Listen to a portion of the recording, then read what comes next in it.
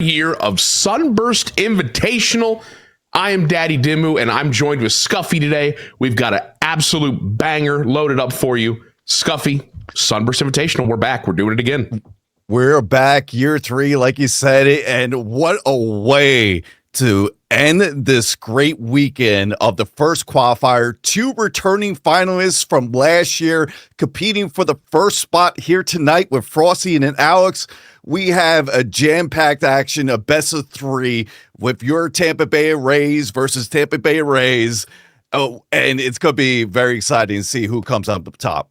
Absolutely. Now, both these competitors have 100% been here before. We saw them in the finals last year when we were down in Tampa. We got to meet both of them. We got to watch both of them play in person. And so they definitely know what's up with the Tampa Bay Rays roster. They've been around it before. And now they're going to battle it out again. It should be a banger. It should. They are veterans to this tournament, right? Right. They've been playing for year 3 now.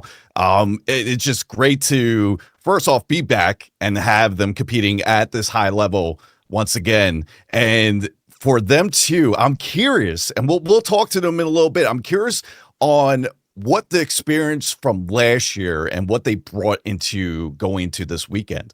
I'm curious if that helped them pave the way to get into this qualifier championship and how excited they are to, get back to Tampa. And not only that, the prize pool is now increased. It's the $12K prize pool. And now, Tyler, the winner gets to throw out a first pitch on July 18th between the Tampa Bay Rays and the Baltimore Orioles. How cool is that? Absolutely cool. Should be very much a ton of fun. Now, for those that are new here and they're like, well, what is the Sunburst Invitational? Maybe you didn't see the other ones or you didn't watch some of the qualifier games coming up. This is a tournament, as Scuffy mentioned, Rays versus Rays. So we're using the Live Series Rays roster. This is not Diamond Dynasty and MLB The Show, but Live Series rosters. It's on Legend. Scuffy, back me up here, correct? It's on Legend. It's on Legend. They're 9-inning games. And it's Rays versus Rays. So it's very different. It's not 99s out of the gate. It's not all diamonds. Very, very fun to kind of navigate these teams and go through their rosters, bullpen, stuff like that. Yeah, you got to remember, since we're not used to Diamond Dynasty, it doesn't go up to 125 attributes. It goes up to 99. And there is some returning players that we know about, the Brandon Lows. We know about the Yandy Diaz. We know about the Johnny DeLuca. I mean, since last finals, we saw Johnny DeLuca be a force in the Sunburst Invitation. And over the weekend, he just did that. And now we have some new names. We have the bullpen has been the strength, I feel like, for over the weekend. We got the Edwin Uceta, we got that Rasmussen, we got Montgomery, we got Clevenger. It shows a lot throughout this weekend how big the bullpen has played a piece throughout this qualifier 1.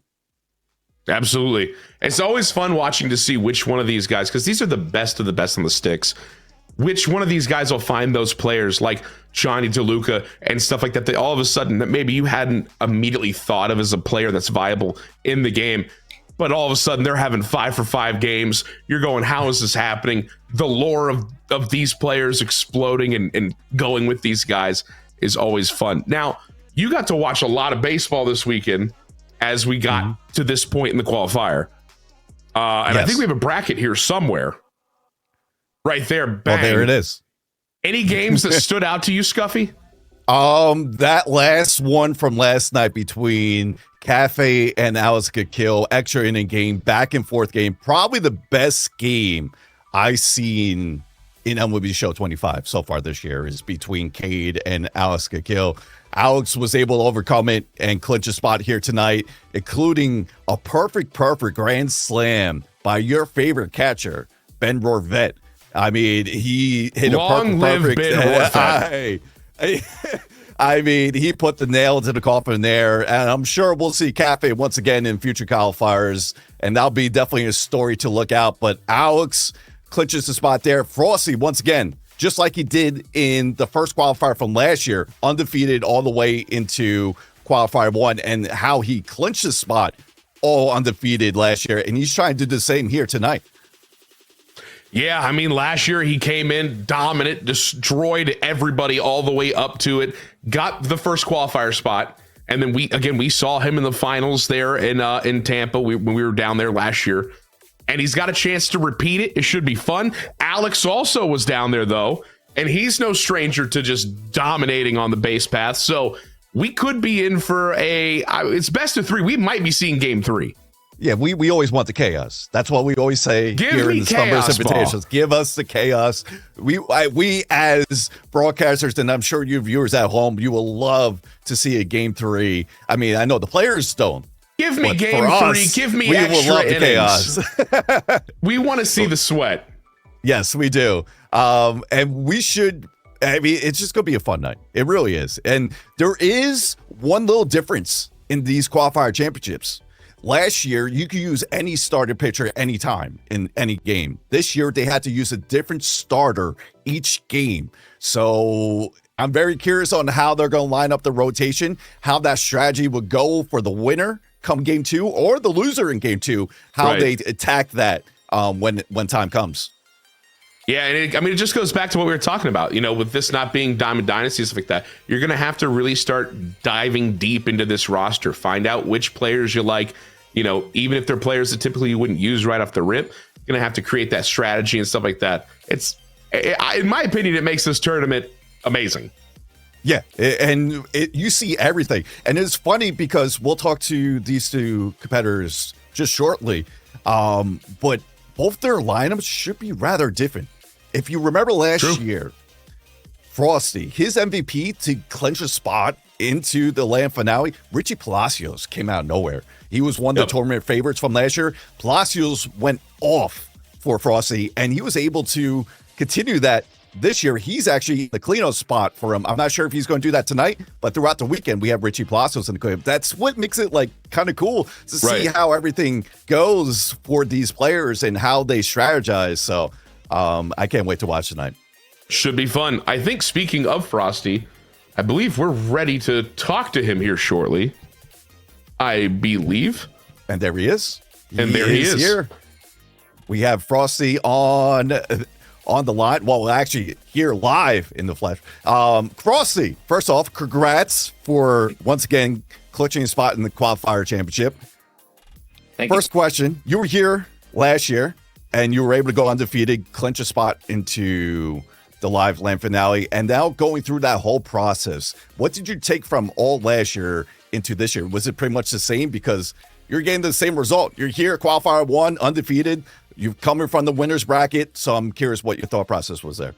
Well, it was a little hard to adjust this year, I think, just because Savale wasn't on the team, and that's who you face the most. So I think the hitting learning curve was a little bit to get used to. I think I did after the 3rd or 4th game, but I think a lot of people were having struggles with certain pitchers on certain pitches, so I learned that from the first 4 games, and I just wrote it out, and it's worked so far. Frosty, as you've been here before, who is that player? We were talking about, these different players having essentially lore with you guys where all of a sudden they become unsung heroes. Who are those players that pop up that you're like, oh man, on the Rays, this guy and this guy are my favorite kind of players that I can't wait to use? For sure, Brandon Lau and Richie, 100%. I mean, I think it's a known thing now that when Brandon Lau comes up, you just expect a run to be on the board, or at least a double. Absolutely. If you can hold him to a single, it's a win.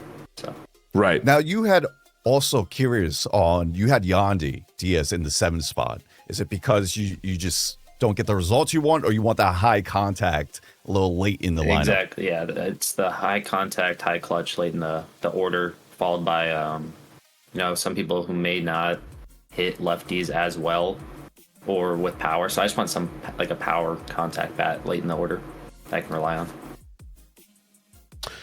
With this year being slightly different in terms of pitching, do you have who's that first starter you're going? Do you have kind of that starter map laid out? How are you feeling? Yeah, for sure on Legend. I mean, if it was on Hall of Fame, I'd probably start Littell, but since we're on Legend, I expect Alex to start the same person. Probably gonna go Pepio, however you pronounce his last name. Yeah, and it's just his hits per 9, and he's got a good circle change, hard slider. That shrinks the PCI a little bit, righty. So we're gonna go with. Awesome. So how cool is it to be back here in the first qualifier once again, win another chance to go down to Tampa And now you're playing for now anyone that clutches a spot into Tampa gets a prize money.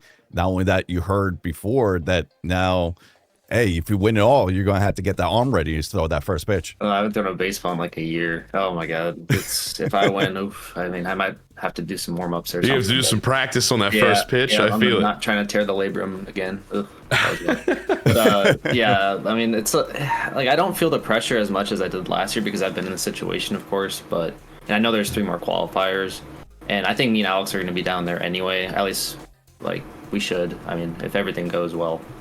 But yeah, I mean, there's of course a little bit of pressure. There's always pressure, but you know, I do my best off pressure. It's something I've lived with my whole life.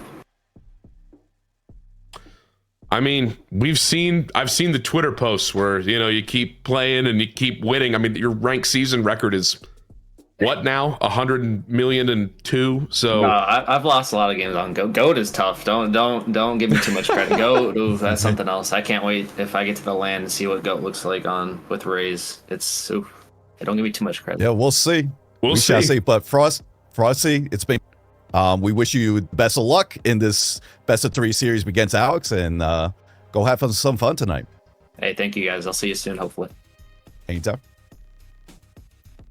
And there we have it. There's Frosty ready to go. I love that he brought up Richie Palacios up there. Right. And he also brought up how he had adjusted hitting a little bit more so from last year to this year. And I mean, you mentioned he's one of the top player, if not the top player in this community. So you see from game to game, it's a little bit different. So we'll see how that reflects here in the best of 3.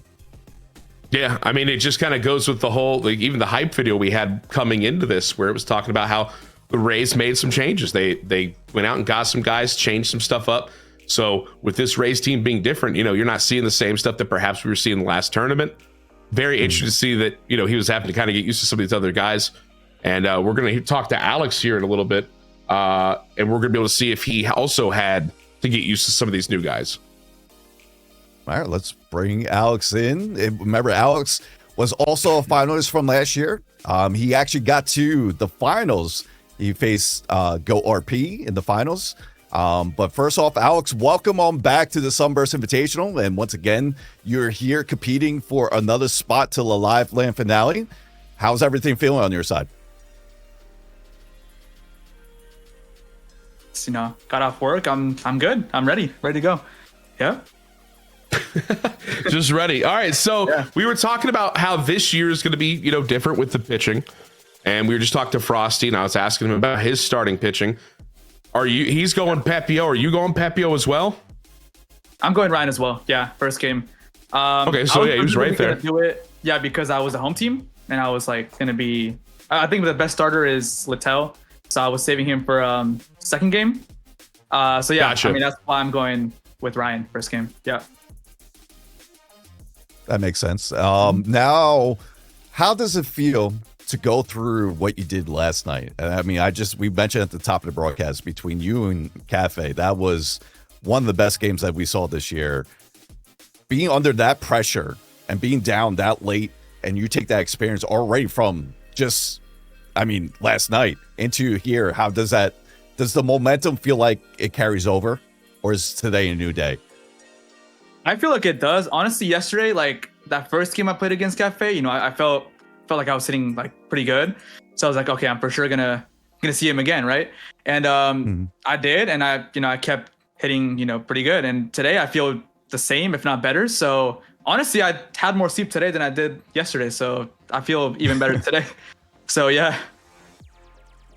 Alex, I asked Frosty this question too, so I want to ask you, you know, like we were talking about how with the Rays roster, you know, you're finding some different players, building that lore, if you will, with these different players for you. Who are those 1 and 2 kind of players that just, when you see them, you're like, oh man, this is my favorite swing. This is my favorite guy. Who are those guys that jump out for you? For me, I mean, it'd be kind of dumb for me not to say Brandon Lau. I mean, he's like the best hitter easily. The second one would be Josh, because Josh Lowe is really, really good, especially versus a righty. I feel like super comfortable facing a righty with him. And even like an honorable mention too is like Yandy, because Yandy kind of sets the game, I feel like, because he's the leadoff hitter for me at least. So like I got to get him on base, you know, to bring him in with Bila. So Yeah, for sure. Like 1 and 2 are Brandon Lau and Josh Lowe for sure. Awesome. So how cool does it feel like you are one series away to go back to Tampa and relive that pretty much experience once again to go to live event finale? It feels really good. Honestly, I really want to go back again because it was like really, really fun. So, there's obviously like a little bit of nerves. I mean, I'm sure even Frosty has some too. That's natural. It's natural, yeah. But I mean, I think I'm good. I'm ready to go. So yeah, hope for the best here. Tyler, Awesome. I think he's ready for that blueberry drink. Hey, that place was delicious. magical. That restaurant we went to. Oh man, that Dude, place. oh my God. No, they don't know, but that was amazing. Shoot, Tampa's got me thinking about that for a year later. All right, that place was awesome. But Alex, we wish you nothing but the best luck between you and Frosty. It's gonna be a fun night watching you guys compete once again, and it should be a fun night. So go enjoy it. Appreciate it, guys. Yep, let's go. Best of luck, Scuffy. We got 2 big I'm competitors. It's gonna be fun, and I'm telling you, I can feel it. We're getting a game 3. It's happening. To get this matchup for the first qualifier, I mean, you couldn't ask for anything better right here. It's 2 top players going at it. They played against each other. They've been in the same scenario before, and now this is like the takeoff for the Sunburst Invitational Year 3. You can't ask for anything more. Oh yeah, it's going to be good. I mean, they're both obviously incredibly good players. They both are familiar with each other. They've both been here before. It's going to be a good time. I'm excited. It is. Yeah, it's going to be fun. And remember, this is going to be best at 3, all legend, Rays versus Rays. Winner clinches the spot for the live land finale on July 17th. And they were going to be playing for a share of $12,000. Let's strap in and get it ready. I believe we'll have a video shortly, and then we'll get to the first game of the night and let the action take over. Let's do it. It's a massive undertaking. Transforming the stadium from the Yankees. In just 72 hours. The race against the clock to get George Steinbrenner Field ready to go. The transformation you are witnessing right here behind me is an incredible logistical feat. That the transformation process that's taking place right now has been amazing on the part of the Rays.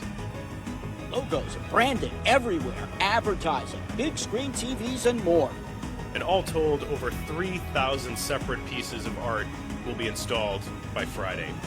And that turn right there in Del Mabry to see Shane and Taj, those pictures, it's pretty spectacular.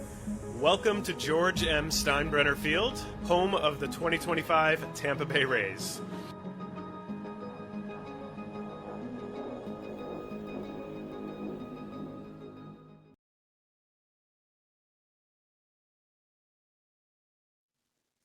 Welcome back. Listen, the gamers are still getting everything set up. Scuffy, it's going to be Pepio versus Pepio. And we've heard about the circle change being nasty. Yes. I mean, did you see a lot of that in the qualifier leading up to this? Yeah, he has 4 pitches, I believe 4 or 5 pitches. He has a fastball, cutter, slider, circle change. But the circle change has been been effective just throughout this weekend. Not only Pepio, look out for Edwin Uceda's circle change. It's one of the best out pitches that I've seen so far throughout this weekend. And using his 4 pitches, we had, who was it? Yes, I think it was Zazzy, pitch Edwin Uceda for 40 pitches to close out 3 innings of work. And able to be effective with the 40 pitches. That's how good he was yesterday. So you're going to see the bullpen is the strength of this roster right now. You're going to see the Clevengers, you're going to see the Ucedas, Rasmussens, and Montgomery's, Pete Fairbanks, all of them you're going to see here tonight. And it's going to be fun to see how quick they might have a leash on their starters because knowing the strength is there right behind them, or how maybe they'll try to get as much juice out of their starters so then they could play in their late innings and be able to close out games. Yeah, perhaps we'll see Uceda throw 40-something pitches again in this. You never know. I mean, they're going to have to milk some of these guys. It's going to be fun to see. But going back to the starters, Pepio, game 1, depending who wins game 2, I'm not sure if there goes Zach Littell. Taj Bradley's still there. He has now a cutter for Taj Bradley. He didn't have that last year. Maybe they'll try him for game 2. Maybe we'll get a bullpen game. Who knows? I mean, they still could use a bullpen game for game 2 if you win a game and hold on to your starter there. It's going to be very interesting to see how game 2 comes with these starters, and we'll find out momentarily. Yeah, it'll be interesting to see how they manage the starters for game 2, especially like you could go out there and try to shut it down right there, win it, take it home with your best start in terms of Littell, or try to, save him for a possible game 3. It's going to be interesting to see. I believe they're setting up. I think they're getting close to being ready here, Scuffy. Yeah, they should be close to being ready, and then we'll get to the game once it's ready. Since we're talking about the pitching, let's talk about the hitting as well. We mentioned we have returning names. Brandon Lau, still doing Brandon Lau things. Yep. I'm telling you, he was just going off for everyone yesterday. Yandy Diaz having the high clutch coming in scenarios. I'm telling you, Johnny DeLuca in the 9 spot with the 97 speed, setting the table. I mean, we had some players put him in the leadoff spot, and not only that, his fielding too. We see how the new reaction is in MLB Show 25. Having that 97 speed out there in center is crucial. I'm curious on who will be their left fielder. Do they put Morel out there, or they leave Palacios out there? Palacios has better fielding than Morel. It's kind of hesitant to put Morel in the field, but I'm curious on how they set up the lineup there.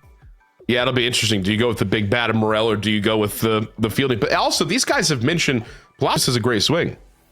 So they might just say, I'm going straight up Palacios.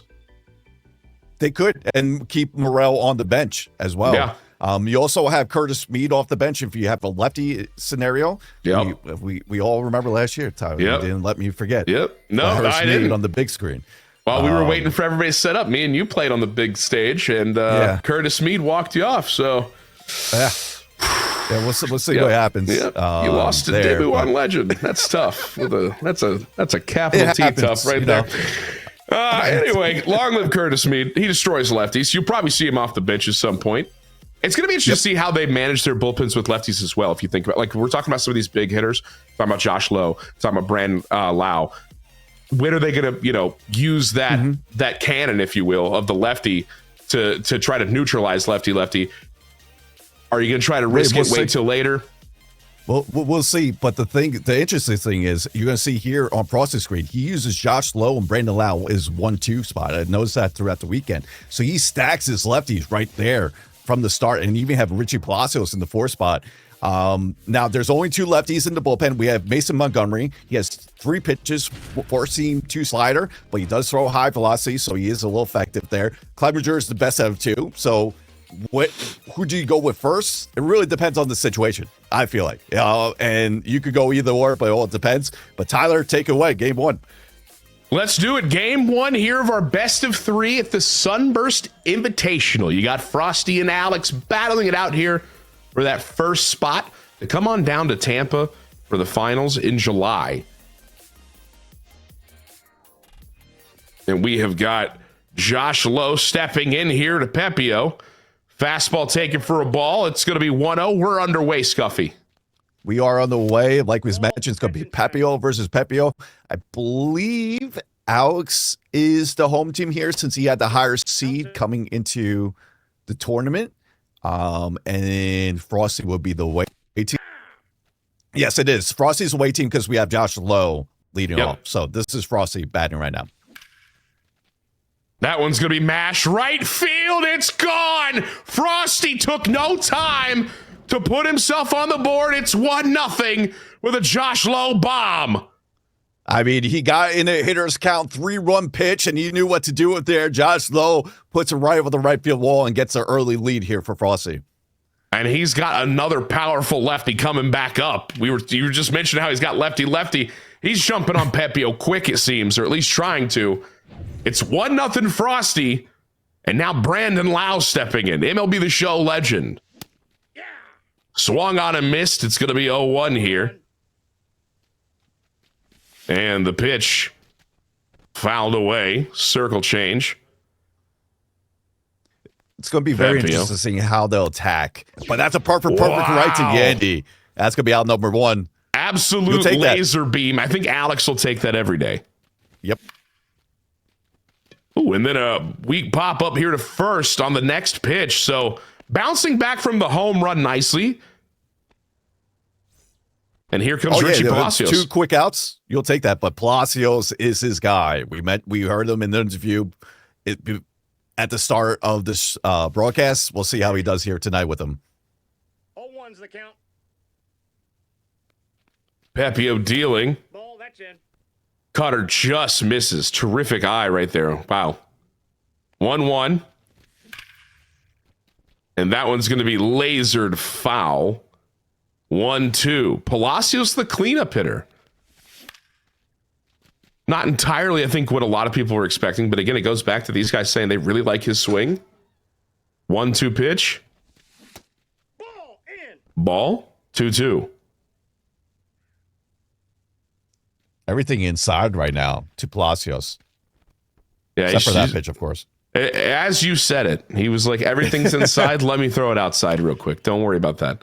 There's another one outside. That one's drilled to center, and it's going to be a routine fly ball, and that'll be the end of the first. So Frosty gets the leadoff bomb, and then Alex bounces back nicely to get the quick 3 outs. It's only 1-0. And I mean, with these guys, this game could be 15-12. These guys both have the insane offensive prowess. We can see an insane game on our hand. Yeah, you're correct. Because if we could see a football type score, I mean, we kind of saw that last night in a couple games. That's just going to be a fly ball to the left fielder for out number 1. But it's at first, the nerves are going to be there. So they're going to just have to get through the first 3 innings, and then I feel like everything's going to be attacked. Although Frosty started out hot, so who knows where he's at. Well, and Alex just missed that one. I mean, the swing was just under it. Timing was great. And that one's going to be hit hard on the ground right to the second baseman for the second out there. So Brandon Lau is retired. And here comes a new Tampa Bay Ray addition, Danny Jansen. Takes a first pitch strike there.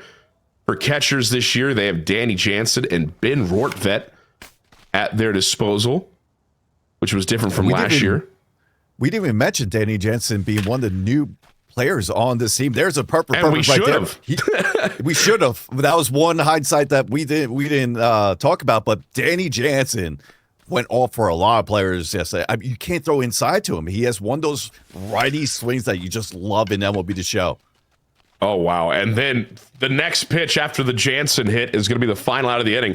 Alex staying aggressive. I mean, he was attacking early in the account to try to make something happen, but it's still 1-0 Frosty as we go to the second. And speaking of Jansen, here he is. First pitch strike. 0-1's the count. 0-1. Pepio. It's another check swing. It's a strike regardless. 0-2. Fouled away. We'll do 0-2 again. It's going to be interesting to see how much they use that circle change and stuff like that. I'm very interested to see how heavy reliant they are on that, because they've all mentioned that circle change every time we talk to people. 2-2. Yeah, I'd be very curious on to see how they combat that with the circle change and then the cutter away. There's the cutter away right there. That's going rolled over. Yep. But what you're seeing from Frosty a little bit, he's ambushing right early. The ambush, new feature, and MLB The Show 5, give you a little bit. If you guess in that particular zone, your PCI is going to be, what is it, a level difficulty be Hall of Fame, but if you guess wrong, it's going to be 2 levels worse. GOAT. Yeah, 2 level. Is there worse than GOAT? I mean, you know what? That's a good question. I don't know how that goes. Here's Christopher Morel. We were talking about him being in the lineup. 1-2. 1 out here in the top of the second. Frosty is your hitter. And that one's going to left field. And it's going to go right to the left fielder. Barely had to move for it for the second out of the inning. And it's interesting because we had talked to, Alex was talking about how he likes Yandy up in the lineup. And then now you've got Yandy in 7-hole for Frosty. Yeah, and Frosty likes having that depth in the lineup, having someone with the high contact, high clutch. He's going to roll over here for out number 3, but that's why we will see Yandy in the 7th spot here for me. Just hit right at him, unfortunately. Here comes Junior Caminero. for Alex as he tries to get back in. That one's hit well. Left field, it's carrying at the track. At the wall, it's gone. It's a 388-foot bomb on the first pitch Caminero sees. Caminero, and that was a great swing from Alex. Good. PCI was on it. Caminero pushes over the left field wall. Another new addition to Sunburst Invitational. Yes, he was part of the roster last year, but he wasn't really used. So now, being the starting third baseman, you're going to see a lot of Junior Caminero. And then right behind him in Alex's lineup, you've got more power and Christopher Morel. Tie game here, 1-1, bottom of the second. Circle change, swung on and missed. Fouled away 1-2. It's always so interesting watching these incredibly good players in our community with their PCI placement and stuff like that. Like Scuffy, we play the game a lot, obviously, but these guys are on another planet. And watching their PCI placement, their timing on difficulties like this, like Legend, is insane. They're so good at the game. It makes us envy of oh, them, but I wish I had their thumbs. They are the 1%ers of this game. They have that reaction time, and it's just like I'm not going to say it's just as hard in real life in baseball, but to come like just for video game sports wise, this has to be one of the hardest things to do. For sure. There is an out right there. And here comes Palacios, the 7-hole hitter for Alex. That one's going to be flown to left field. Right to the left fielder, though, it'll be no problem. It's out number 2. He was just under that. And it's crazy. Look at the PCI feedback here. So, look how tiny that PCI is right there. Just under it. And that one's going to be flown out to center. That'll be the end of the inning. So, Alex does answer and gets it to, answers to make it 1-1. As we head to the top of the third. Johnny DeLuca, your guy. Goat kind of put him on the map last year. He walked it off Frosty in the semifinals, and then it was just been a Johnny DeLuca show. He's going to line drive to center field here, but a lot of players throughout this weekend were like 3 for 4, 4 for 4. He's got a good swing. He's got that MLB The Show swing. He has 40-ish power against righties and lefties. It's kind of insane. But we got to remember, we are playing at Laughing Mountain, which has a higher elevation. We couldn't do George Steinbrenner Field just due to a particular glitch currently in the game. Hopefully that's going to be fixed before the next Qualifier champion. So we'll have that little elevation here. Remember, Laughing Mountain's around 3K. There's the second out of the inning right there. And he barreled that too. He got the bat all on that. And this could be another out here. Dive not able to corral it. And this will be a double for Frosty. So with 2 outs, little threat here. And Alex is going to have to tiptoe out of danger. He's got Brandon Lau to do it with, too. Oh, no. This is where stacking your lefties is so big for Frosty. Josh O continues it in, gets a 2-out double, second extra base hit. He's going to walk with the base open. That's smart. That's what you got to do. If you come out of it, it's smart. No way. He's pitching right away. Caminero might be leaving. This is quite early. Wow. So okay. Caminero took him deep in the last inning. And when he comes up in a clutch spot here, he goes, no, thank you. It's Jonathan Aranda.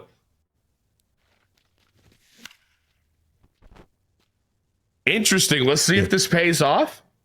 Yeah, 62 power, 43 clutch. Oh, that's in. Taken inside. It's 1-1.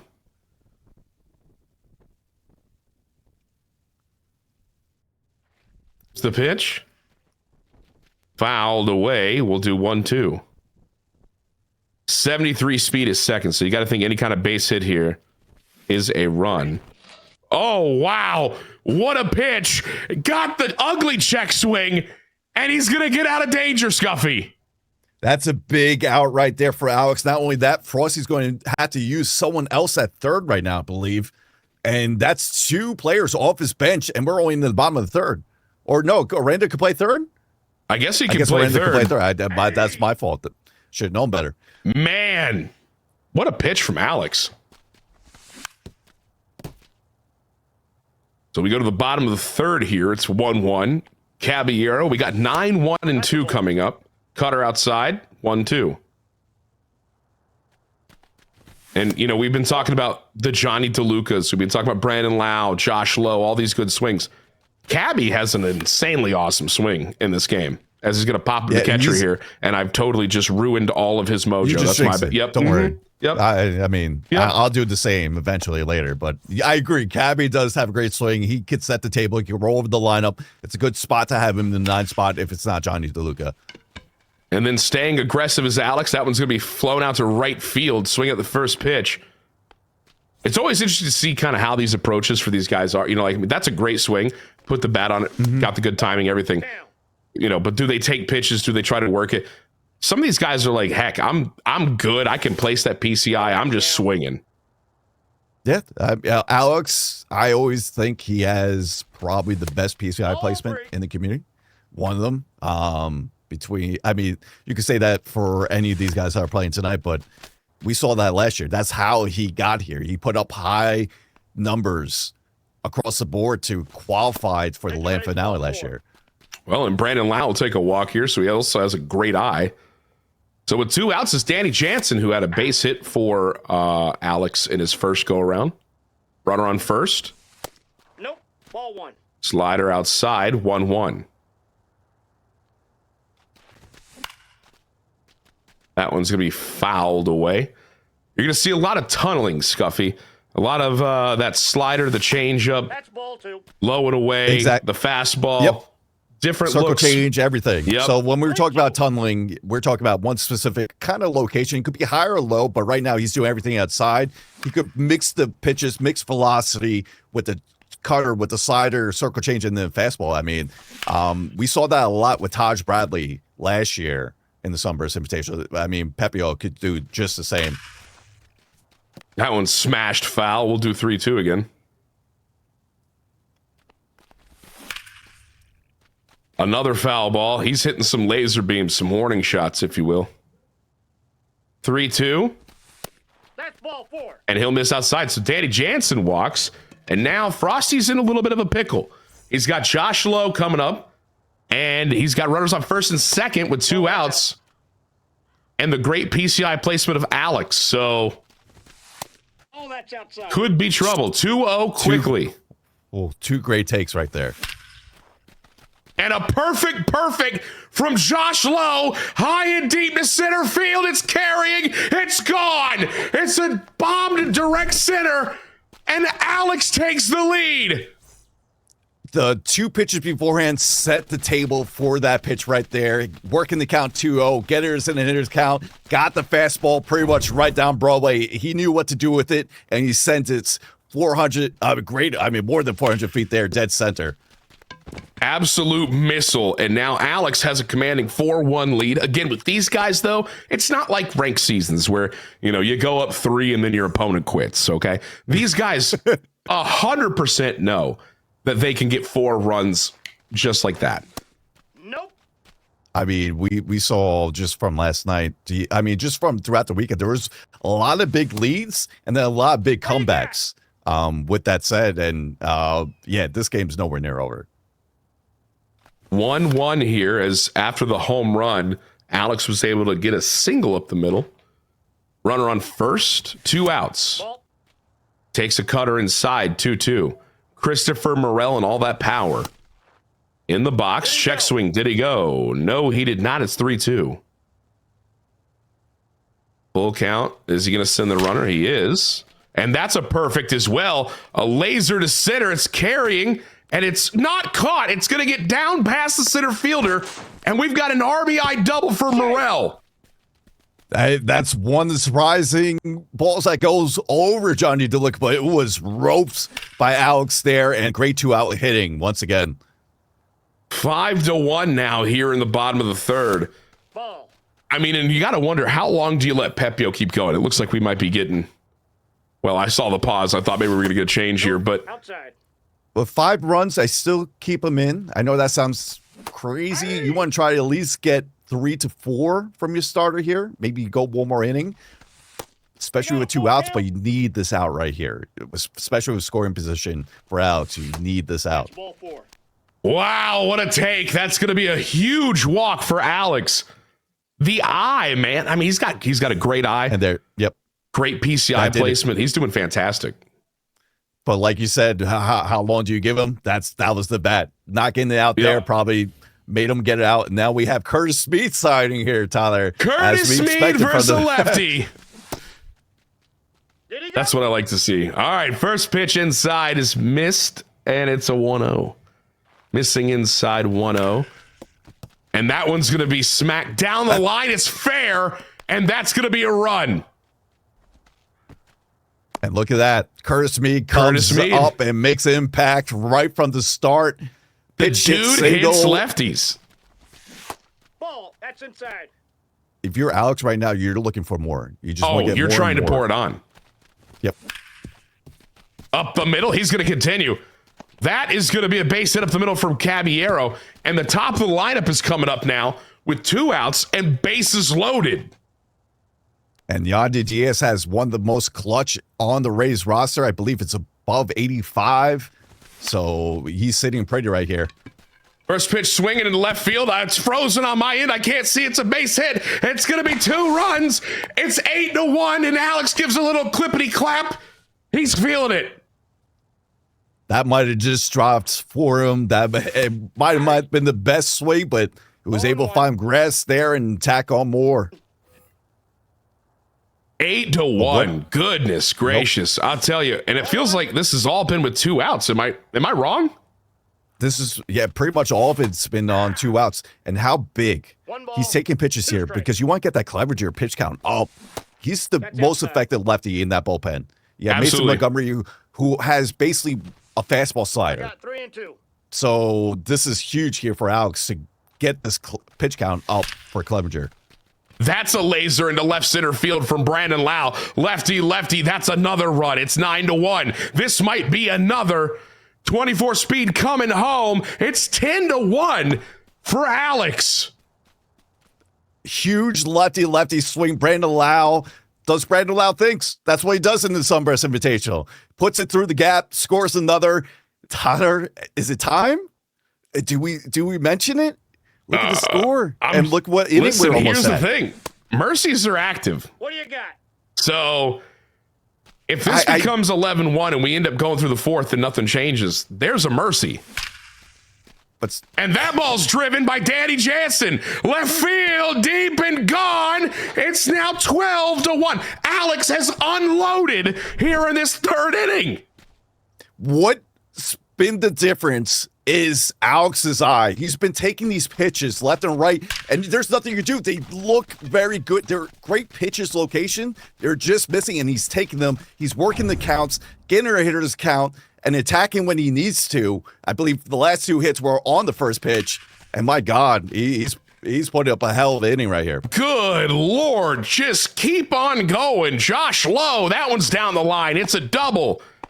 This has all been, I'm like 95% certain this was all with 2 outs. The walks and then the home run. He has at least 7 to 8 runs with 2 outs here. I'm not sure if the Josh Lowe 3-run home run was with 2 outs.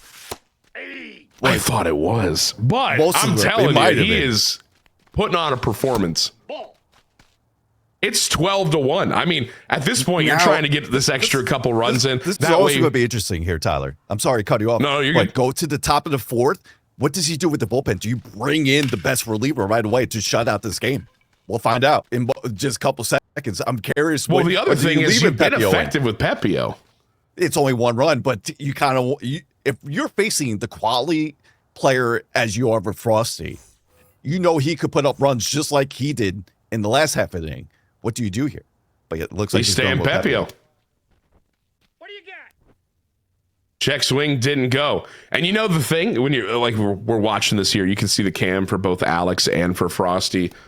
You know, both calm, cool, collected. I mean, they're competitors. They know what's up. Frosty is not worried about being down 11. He's able to put the bat on the ball and get his runs as well. The magic number right here is 2. Just get 2, keep you in the game, know that you're in the game, and then the hits will come because Frosty's too good not to get his hits. 3-2 count here. Alex trying to put it away. He does not want to give him the chance to get these hits. That one's a line drive to right field. That bad boy was barreled. Look how tiny the PCI was. But right at the right fielder. I missed for the first out. Ambush there. I did not notice if he did. Okay. 0-1. That one's going to be the left field. It's going to be a routine fly ball. Out number 2 here in the 4th. Now you got 2 chances to close out this game. I mean, now we got Morel against righties. We'll see here. I mean, if he gets it here, how big of a momentum that will be here for Alex. Oh, for sure. To come in and dominate the way he just did in game 1. Yeah, pretty special. That's a ball. It's got to be a good feeling going into game 2. Not only that, didn't use any of the bullpen. None. That one's going to be hit to right field. Is it caught? It is. And that'll be the end of game 1. So some tough luck for Frosty as he barreled up 2 of those 3 outs. Just unfortunately right at somebody. And Alex with a dominating performance here in the 3rd inning. I still am standing by my guns here. 3rd inning. I mean, wow. He just unloaded. Yeah. And it was just, it was not just the hitting. Well, you know what I mean? Not just the hits that he got, but the takes that he got to get there. That great eye. He's got a fantastic eye. Great PCI one that started placement. all. The one that started off was Josh Lowe. Yeah. He took the 2 very close pitches on the outside corner, and then he got a fastball pretty much right down Broadway, sent it over 400 feet, and then it just, he kept on going. And not only that, he went down early. Josh Lowe hit a home run for Frosty. So you're like, okay, maybe, you know, how am I going to respond here? He gets a run back in the 2nd, and then he responded. I'll tell you what, off to the races. He responded with an ungodly amount of great swings in barrels. So, yeah. I mean, you got to feel good if you're Alex going into game 2. Oh, hands down. You got 2 games to play with. You got all that bullpen that you didn't show any of your looks sequencing anything. I'm very curious. I think we're going to be talking to Alex momentarily just to see. Or is that until after game 2? No, that's until after game 2. My apologies. Here's the other thing, though. Here's something to think about. Okay. We've talked about these qualifiers, stuff like that. You know, Frosty obviously won the first qualifier last year. And then this year, he was undefeated to this point. That's his first loss. And it was a big, it was a mercy in the 4th inning. It was pretty big. But we still have to give Frosty his due. Yeah, He's absolutely. still a top player in this game. He can easily do the same here in game 2 against Alex. It's going to be a battle to the end. And this is why we love watching the Sunburst Invitational. Absolutely. Everyone at home is watching. And remember, if you want to sign up, there's 3 more qualifiers for the Sunburst Invitational. The next one, I believe, is April 24th to the 28th. And then we have one in May and then one in June. So you could, be right here. Come here free on to April join. 28th. What do you have to lose? Yeah. You get to play with the Rays. It's a good time. Yeah, this is fun. This is a lot of fun. It's great to be back in the booth here with Tyler, calling this action. But what a game 1. I didn't see that coming. No. Did not see that coming. I mean, they were kind of like going at it pretty good for that first, 2 innings where, it was 1-1, had some swings that were outs, whatever. But like, it wasn't like anybody going, oh gosh, barrel out. But then all of a sudden, just Alex unloaded. Yeah, he just unloaded all right. And he's spit, like I mentioned last night, he had to come from the loser's bracket. Not only that, he had to face quality opponents. He had to face Zaz in the loser bracket. He had to face Cafe once again. Cafe beat him earlier in the day, and then they had one of the best games I've seen on MLB Show 25. Back and forth game, extra inning games. It was right up your alley, Tyler, by the way. And just he was able to win that. He kind of took that momentum from last night into tonight, I feel like, and the hitting was just there, and he just unbelievable performance for that game 1. Absolutely. And so now both these guys, they got to ask different kind of questions here because we're talking about the different rules with this year where you have to use different starters. Okay. Got to use more of that Rays roster. So if you're Frosty, I mean, you got to go Littell, right? You're shutting it down. You got to try to do. Yeah, you go Littell. You have to, you right? Go Frosty, you go Littell. Yeah. And then if you're Alex, it could go multiple ways. You could save him. I feel like he said in our interview that he would go Littell no matter what game 2 to try to, close it out. knowing that he's that effective. I mean, when we're talking about Zach Littell, his profile, he has the meta pitches, right? The out pitches, like we like to call. He has the sinker, he has the cutter. I believe he also has the swell in the fastball. So yeah, we'll see how effective he will be for game 2 for both these players. Should be a lot of fun. I'm excited to see game 2. I think we should be getting close to it. Yeah, we're just waiting for Alex. I think we'll have an interview real quick. Any chance we could bring up the bracket? I'd like to show what Alex went through to get here. Like I mentioned, he had to bring Zazzy, and then he had to bring JoJo. JoJo's had to play a lot of good components. He had to play Dane DeJourno, Bad Pack Luck, Ryan, and then he was just going on a run, and then had to face Alex as well. They had a great game as well, but just the competitors throughout this whole bracket right here, it was top notch. Very curious to see how it goes for next one, but yeah, Alex had to make his way there, and Frosty, same thing, man. Frosty had to go through. He had to go through Cafe. He had to go through Ryan. He had to walk it off against Ryan. That was another fantastic, low-scoring type of game, Tyler, against Ryan. But he had to walk it off in the last inning, and then face Zazzy and then Darius as well. Yeah, it's always crazy looking at these leaderboards. I mean, there's so many good players here that are just insanely talented on the sticks. Looking at these names here. And I mean, Frosty, also very talented. Gonna have to battle it back here, though. See if he can get us a win in game 2 and force some chaos balls. So game 3, maybe some extra innings. I'm down for a Scuffy. Are you down? I'm always down. I want it all. I want it all. So we'll see what happens there. But yeah, now remember, this is best at 3. Now with the new different rule, of course, with the Sunburst Invitational, we just mentioned before, you have to use a different starting pitcher each time around. This time Frosty will be home. Alex will be away, with Alex having being home in the first game. So we'll see how that plays out for Frosty's side, having that, that hammer, so to say, having that last licks for game number 2, which is big, especially if you're back against Walt. This is a do or die game for Frosty. Being home will help him in that scenario. Yep, and this is just qualifier 1, Scuffy. I know, and people are already asking for the pen in the chat here, Tyler.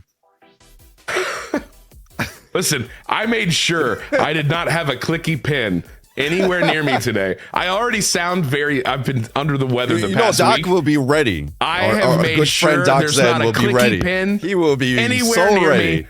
I've got a pen that doesn't click specifically for this. So I won't be clicking in your ear this time. Now, when the finals come, I'm going to be clicking away, but we'll get there when we get there. Yeah, we'll get there. Remember, there's 3 more qualifiers. One in late April, 24th to 28th, one in May, and then in June. So you can sign up right now. I believe Exploit Sport Raise Gaming, or I might be wrong there. There's Yuki, if you're in chat, can you drop the link for us? I forgot which command. My apologies. Yeah, sign up today. I mean, super fun tournament. Mm-hmm. It's free to join, right? You have nothing to lose. And I mean, hey, worst case scenario, you're like, oh, I'm kind of good, and you find your way into a $12,000 prize pool. Sounds kind of cool to me. It's exclamation point play. Sorry, there we go. Exclamation point play is to get the bracket if you're in the Raise Gaming channel. I know we're sharing throughout all broadcasts between Tyler, Alex, and Frosty. If you want to root them on, head over there as well. So it might be different commands throughout each channel, but exclamation point play for the Raise Gaming channel to get the to qualify. Wow, to register for qualifier number 2. Sorry there. Hey, this is our first qualifier. We're allowed to be rusty. we got plenty of this to go. Okay, they're stuck with us. Right. I think we are ready to talk to Alex after that big win. Alex, what the heck? What a win! Yep. Can you hear us? Oh, what's up? What's up? Alex, what a win! Yeah, what that a was win! Insane. I know. I don't even know. It might be the energy drink. I have no idea. But I was locked in. Oh, taking the cafe route. That's what it was, man. It was the ghost. All right, you already know, baby. Let me ask you. So you went down early. right from the start. 1-0. Josh Lowe hits a home run. Did it take a little bit to settle down once you got that home run in the second to tie it up? To start feeling okay, we're back at it. Let me lock in here. Yeah. After that Lowe home run, I was like, okay, yeah, here we go. And then sure enough, like I was locked in. I was seeing like almost as soon as the ball was thrown, like where it was gonna end up in. So I was locked in. Yeah. Yeah, I think that was the biggest key. It was you were taking these pitchers were just right out the strike zone that set up the hitting count, including we were mentioned the Josh Lowe 3-run home run kind of was the table setter for that third 11-run inning. Is you took the first 2 pitches, then you got fastball to hit, and you went right dead center with it. Yeah, and as I was saying earlier, Josh Lowe, he's like the he's number 4 hitter for me. He's like my second favorite. So as soon as he gets going, it's like the whole bottom part of the lineup is just keeps hitting really like right after him. So I mean, yeah, he's really good, really good. I mean, all that damage you did in that third inning, I'm almost positive it all was with 2 outs. If not 95% of it was with 2 outs. You just started barreling. Yeah. Like, it was kind of insanely impressive. All right. It was nuts. It was just crazy. But I mean, were you just sitting there? You're taking these pitches. You've got a great eye. You got great PCI placement. Were you just going, give me one more run? Give me one more run. Just keep chipping, adding to this huge total? Or were you going, this is going to be a big inning. I can feel it. It was a mixture of both. Yeah. Honestly, I wanted in my head, I was like, I'm going to score like at least 20 here. I wanted to mercy in the next inning. So like I was trying to get as many runs as I could. And I mean, I'm sure everybody can notice, like I was basically sniffing like every pixel on my screen. So, I mean, I was, I just wanted to get as many runs as I could. And yeah, it was amazing. Before we let you go, was there any thought, knowing that you were in mercy territory, taking out Pepio to go with, say, a bullpen piece that has the big strength from the Rays roster?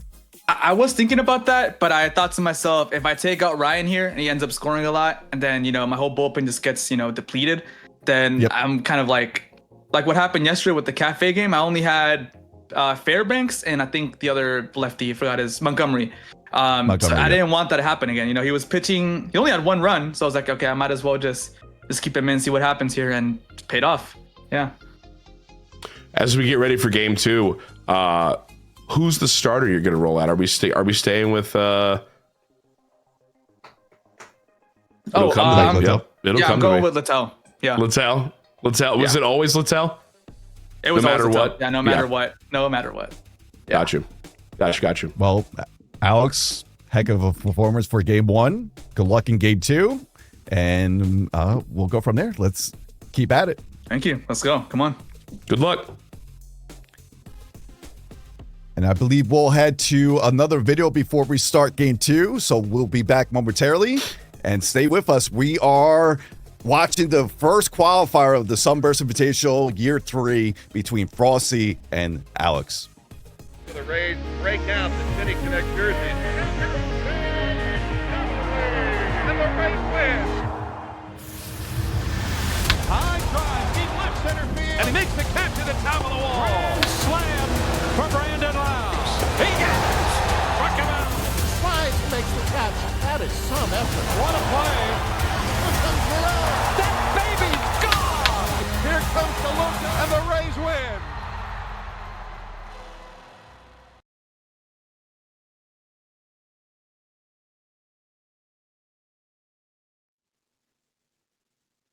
Welcome back to the Sunburst Invitational. Scuffy, Qualifier 1, Game 1 in the books. It was a dominating performance.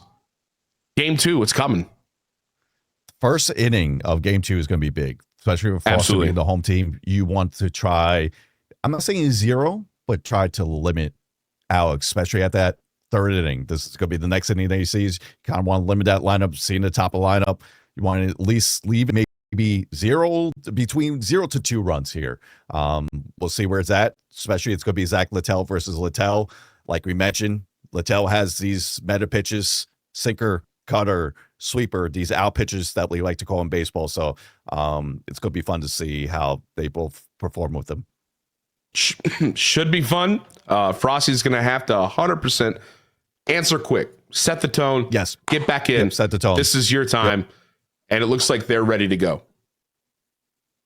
Yep, here we go. Game 2, qualifier 1. Alex 1 game away. Frosty do or die game. Oh, this is going to be fun. It will be interesting to see. I don't know. Did we see who Frosty is pitching this game? It's got to be. I believe he was going to go Littell's second game. Did he? We'll Okay. find out right now.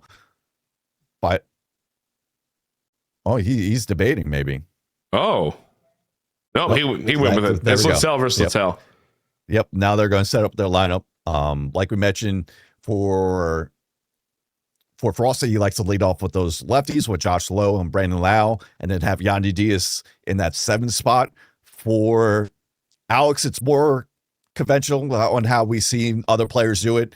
Have Yandy Diaz lead off, Brandon Lau right behind him. He'll have Danny Jansen in 3rd spot. But it's a Littell versus a Littell matchup. Should be good. Like you've mentioned, they've got these meta pitches. This should be a good pitching matchup. But again, these guys are just so good at hitting, and they're so good at, recognizing the zone, putting the PCI on the ball, that 100%, even though this should be a good pitching matchup, this could easily be another football score. It could be. And we'll find out. First pitch. Whoa. Good PCI, but right to the Brandon Lau. That bad boy was barreled. Coming out with no hesitation. That one's going to miss outside Brandon Lau. So in this one right here, Frosty's pitching. Frosty's the home team. He's also the one that has to get a win to stay alive in this qualifier. And then Alex is hitting, and he's wearing the gray unis as well. Brandon Lau, 1-2. That new pitch in MLB show, the sweeper. So the sweeper has been effective here early, be the new pitch in MLB show 25. And you'll probably see it quite a bit, I would imagine. 3-2 pitch. This one's going to be smacked on the ground hard right to the second baseman, and that'll be out number 2. I would imagine you're going to see the sweeper quite a bit in both these guys' pitching performances today. We will see, though. What do you got? Yeah, you see it for righties go outside, for lefties to come inside. And not only that, splitter, too. You could mix it up very well with Zach Littell's mix. Danny Jansen's going to get under this one, pop fly to center field. So Frosty does exactly what you needed to do if you're Frosty. Go out there, get 100%. The 1, 2, 3. That's exactly what you needed. And now you're going right to your main part of the lineup, having the 2 lefties. First with Josh Lowe. That's a big swing right there. And he's coming back, it looks like, with that splitter. That one's going to be barreled to right field. Josh Lowe is going to get a base hit. So last time, Frosty led off with a Josh Lowe bomb. This time, he'll lead off with a Josh Lowe double. Down the line, that's what you need to do. You got to come back and try to command yourself back in and get this game 2 under wraps. That's his 3rd extra base hit with Josh Lowe just in these 2 games, too. That one's going to be smacked foul, so we got an 0-2 count on Brandon Lau. Here's the pitch. Taken low, 1-2.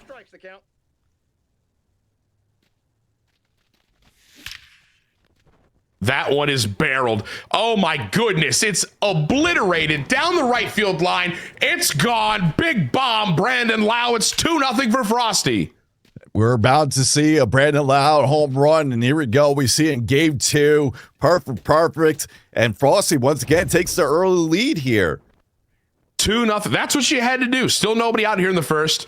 You had to come out. You had to do that. And this one's going to be hit well. It's going right center field. It's carrying. It's down. Junior Caminero, who Frosty had pulled last game, is going to get a double. That's a good point. He did pull him last game for the pitch hitting spot. That's probably where it all started with game 2. To get that momentum for Alex after getting that huge out there. Nobody out, and here's the 9th pitch thrown by Littell. That one's going to be a strike. 1-1 count to Richie Palacios, the cleanup hitter. That one's going to be smacked foul down the first base line. 1-2.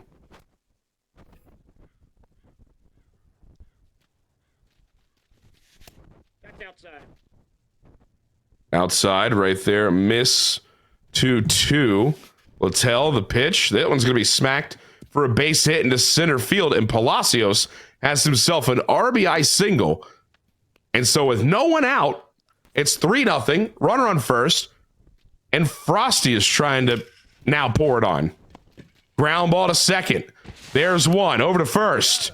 Double play. That's huge if you're Alex. You needed that in the worst way. Yeah, because it looked like Frosty was looking for more, especially with no outs in the inning, piecing up everything over there. But that's a big 2 outs there for Alex. And then there's another great swing. Christopher Morel, line drive into left field. It'll be interesting to see, like, how long do you let Littell go if you're Alex? You know, if he starts putting these swings up, this is the 15th pitch, and he's had some, barrels. We still got some time. You just got to try to get out this first inning, see how it goes. I mean, we saw Pepio in last game for Frosty, and you gave up 5-6 runs until we saw going to the bullpen here. 1-2 count, 2 outs, runner on first. The 7-hole hitter, Yandy, chops the sweeper foul. 1-2 again, the pitch. Check swing, did he go? No, 2-2. Pitch number 20 from Littell here in the first inning is on the way. And it's going to be mashed to right field. That thing's carrying high and deep and caught. Listen, it's not my fault. All right, my feed was a little laggy. It looked like it was hit a little like cuter. The cameraman that goes so high. Yep. But listen, it's not my fault, I swear. Still, fantastic first inning for Frosty. After what happened in game 1, great way to respond here in game 2 in that first inning. Put up 3 and get a 0 off the board. But right now, he might be in a little trouble with this Josh Lowe leadoff double here. Yep, he said he likes that card. And there's a double right off the rip. Leadoff double, that's what you want if you're out. You got to answer these 3 runs. And now he has Caminero stepping in. And that one's ripped foul down the third base line. 0-1. Fastball taken for a strike. 0-2. Oh, wow. Little warning shot there. That slider, he was early, but he was all over it. Caminero's going to flip this one in left field. I believe it's going to get over the head. It does. And there's a double, a ground rule double. It'll result in a run. They turned on that sinker inside. Got enough PCI on there.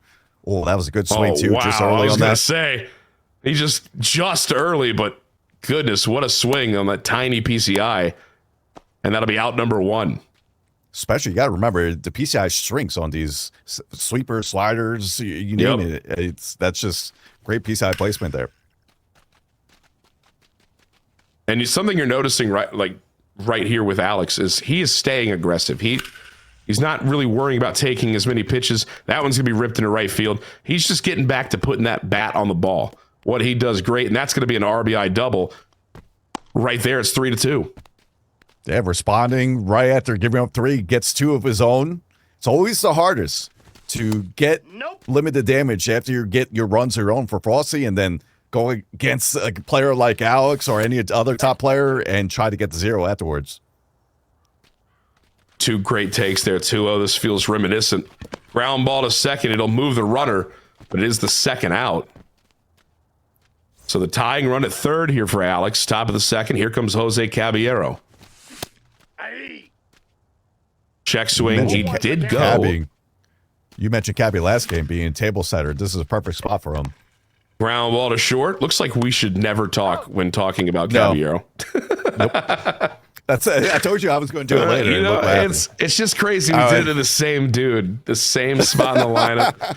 All right, Johnny DeLuca, here he is. All future players that are going to be playing the Sunburst Invitational be like, Scuffy Tyler, do not talk about Cabby like that. I swear, if my 9-hole hitter comes up and you mention him, they're going to throw hands at us. Johnny DeLuca 0-2. Here's the pitch from Littell. High fastball is going to be barreled into center, and that'll be a leadoff base hit. And we've talked about DeLuca, his great swing, but he has that insane speed as well over there first. Yeah, I'm sure he's going right the first pitch. Oh, hit or run. Oh, but he ran backwards. Back? What is happening? Chaos, I tell you, Scuffy, chaos.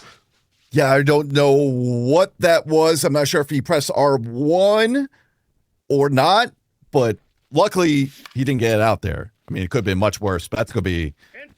And if you're Alex, you're like, all right, thank God it's not first and third. Next pitch is going to be popped up in the infield for an out. So there's one out. And here comes Brandon Lau with 2 runners on. Oof. Danger. Inside, ball 1. Fastball inside taken. I don't think he's trying to go give him anything to hit here. Well, he didn't. He got barreled right to short, and it's going to be an inning-ending double play. You can see Frosty gazing at the he roof. wants that one back. That's just tough. I mean, that was barreled. I mean, he mashed it. Over 100 X velo, just right to the shortstop. Perfect location for the shortstop there, 2 there. But yeah, great swing from Frosty. And then Alex is going to answer with a base hit to start this inning off.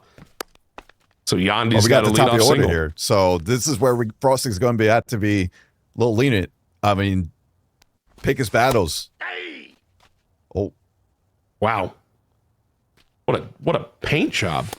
Yeah, but a sleeper upside, died it like that. Wow. Ball 2. Misses low, 2-1. Brandon Lau, MLB The Show legend. Ball. 3-1. Frosty might just say, I don't want nothing to do with this. Well, maybe not. That one's going to be fouled away, 3-2. That one's going to be on a rope to center, right to DeLuca, though. And that will be the first out. It's going both ways right now. Yeah, I mean, look at that PCI. He barreled that bad boy. Outside. Yep. Trying to think, what does my Twitch chat say? That's just baseball or something like that. Most infuriating sentence ever. Wow. Oh, good Lord. What a grab at third. Now, when you're a player like this and you know you're squaring up, you just gotta have that even keel approach. Gotta just be like, all right, let's just go to the next batter. I'm making good PCI placement. We're hoping it drops next time, but there it goes. He gets another just early good here, but squares it up. That gets over the center fielder. That's gonna be a ground roll double though, so that won't score the runner from first. That is the tying run in there, and there's 2 outs in this inning. Yeah, that one hopped the wall, might have saved the run. And so Frosty going to have to try to deal here with 2 outs. Caminaro's up, 1-1. Fouled away. Yeah, it's just like you were saying, though. You got to go with that glass half full approach. You're putting the bat on the ball. Your timing's nice. Oh, my goodness. What a pitch. 1-2. Ball. Oh, What a take. What a take. 2-2. On the ground to second. He dives over it. And this is going to be 2 runs. Maybe. It is. A 2-run single from Caminero. All with 2 outs, by the way, again. This is nutty. Yeah, 2-out hitting. Just great 2-out hitting. You got to tip your cap there. And so Alex is taking the lead. Needed to dive there, though. Do you think he would have had it? With I didn't think he had to dive. Oh, my goodness. Christopher Morel. We talked about the power. That sweeper, I don't think was supposed to stay there. 457, it's gone. No doubt about it. Look, I mean, that thing's in the middle of the plate. I mean, how many runs does he have with 2 outs right now? This is unbelievable. I mean, you got the dude's clutch factor is through the roof. Yeah, we might only go to 99 attribute here with live rosters, but if it's Alex right now, it's like his clutch is at 125. Oh, for sure. And here comes Palacios. It's now 6-3 Alex here in game 2. If you're just joining us, this is a best of 3 for qualifier 1 in the Rays Sunburst Invitational. Ball 1. Alex won the first game, so Frosty needing to win this to stay alive. He finds himself down 6-3 here. And Palacios has a great swing to center field. DeLuca, though, with all that speed, he's got it. And that'll be the final out of the inning. So 6-3 Alex as we go to the bottom of the third. Now we got to see how Frosty responds. He had the lead early. Now he's down by 3 after being up by 3. And with the back against the wall, we got to see what type of approach he takes late here. Counts 1-0. I mean, like you said, you know, he had, like, to end the inning, he had the double play that he barreled, right? Yep. You just got Frosty, and he 100% knows this. He knows he can put the bat on the ball. He knows he's very good at the game. He's just got to keep doing what he's doing and hope they fall. And right there, and that ball is obliterated into left field. It's going to be one hop of the wall, And that will be a leadoff double. Caminero, by the way, which I'm going to point out in game 1, he pulled him. That's the second hit of the game with him. That's 2 extra base hits, I believe, too, with him in the game 2. He's got a good swing. Oh, he does. Check swing, doesn't matter. It's a strike. Here's the 4-hole hitter, Palacios. And that one's going to be flown out to left center field. It's caught for out number 1.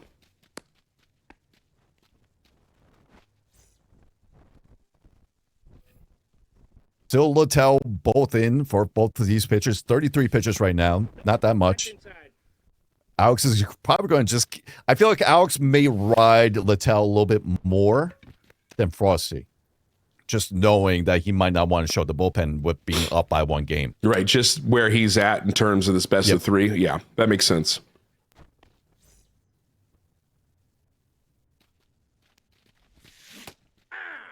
So the first pitch to the 2-out, Christopher Morel is going to be a strike sweeper out of the zone. 0-1. And that one's lasered, killed somebody in the stands. 0-2. Taken high, 1-2. And there is a splitter that is pieced up pretty well, but he's just under it, I guess, a little bit for the final out. So 6-3, Alex still at the lead. Frosty not able to chip away. And we're big going inning from Alex right there. To put up a 0 after that, after taking the lead there, that's a big inning. And now it's just big inning after big inning. Do or die game. You got to limit the damage here if you're Frosty. Alex staying aggressive. 1-1 count here with Jonathan Aranda.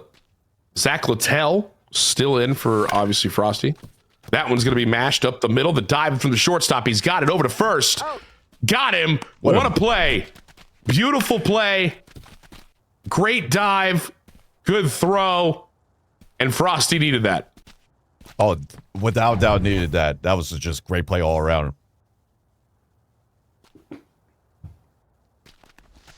Here comes Jose Caballero. We're not going to say anything about him. We're just going to say, here he is. He's hitting. Here's Cabby. In the 9-hole spot.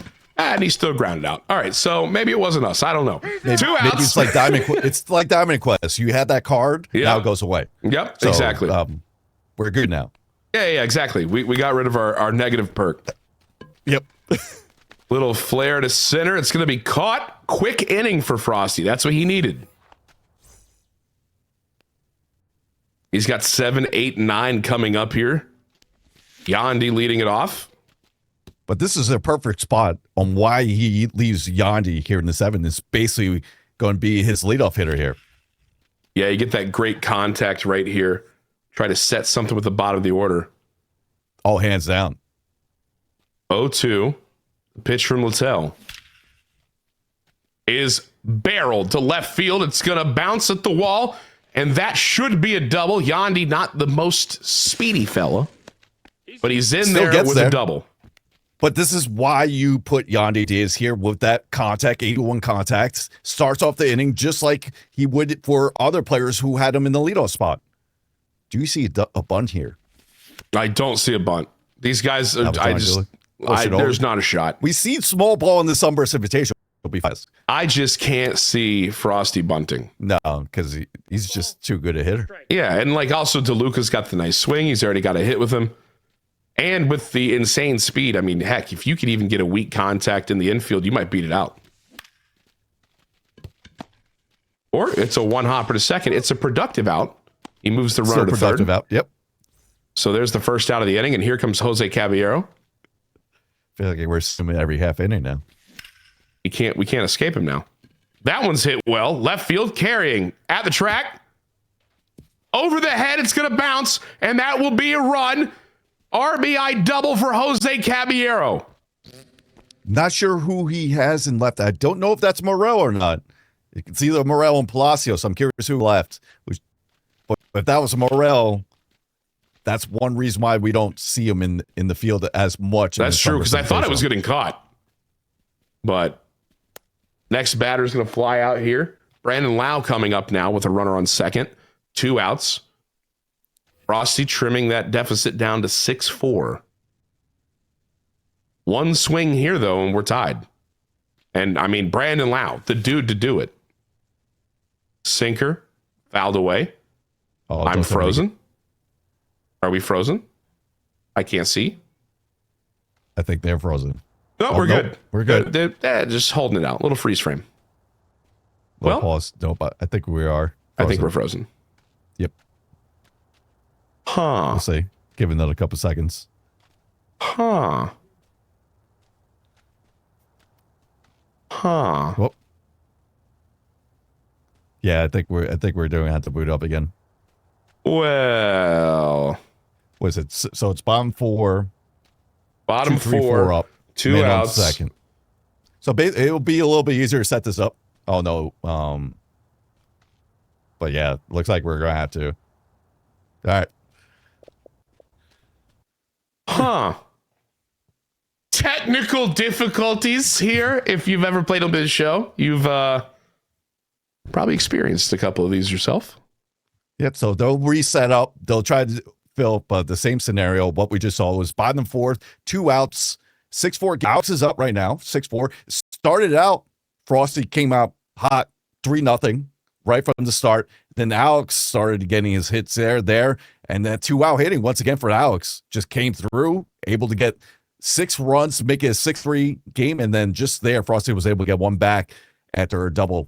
So we'll see what happens later in the game. But so far, I mean, if there's anything that you can describe so far for Alex, relentless. The dude has been barreling baseball, especially ice with in 2 his outs. veins, whatever you want to call it, the clutch factor. Yep. He's just been there. It's what's been more impressive is the takes and the patience and knowing when to be aggressive too. It's just the hitting all around has just been clicking for Alex when needed. And right now, I mean, he wants to stay at that level, but we'll see what happens after this little break here, little, breather for both of them. And then we'll get back into game 2.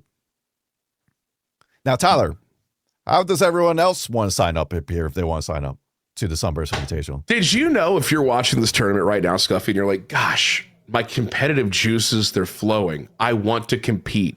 Let me compete. You can. We're doing numerous qualifiers. The next one is when, Scuffy? April 24th to 28th is those days is when the next qualifier is. And so you can battle it out here. And don't worry, one of these guys, Frosty or Alex, they won't be competing in that one because they'll have won one already. But so you won't have to battle one of those dudes. There's all the other dudes you got to battle. But you can sign up today. Try it yourself. It's free to join. Rays versus Rays, so you don't have to have an insane Diamond Dynasty team or something like that. Nope. A lot of fun. And I mean, hey, let's say you get yourself to a qualifier and you got a chance at that $12,000 prize pool. Always sounds good. And remember, it's a little different format this year. The first 2 days, day 1 and day 2, will be played on Fame, and that's single elimination. On the Sunday, it's be top 16 bracket, double elimination. That would be played on Legend. Same thing for the qualifier championships. And if we go to the live land finale, that will be on GOAT difficulty. That's going to be exciting to see once we get to the live land finale. But for now, them two are going to get things set up. We'll be right back with game 2 shortly and get back to the action. Yeah.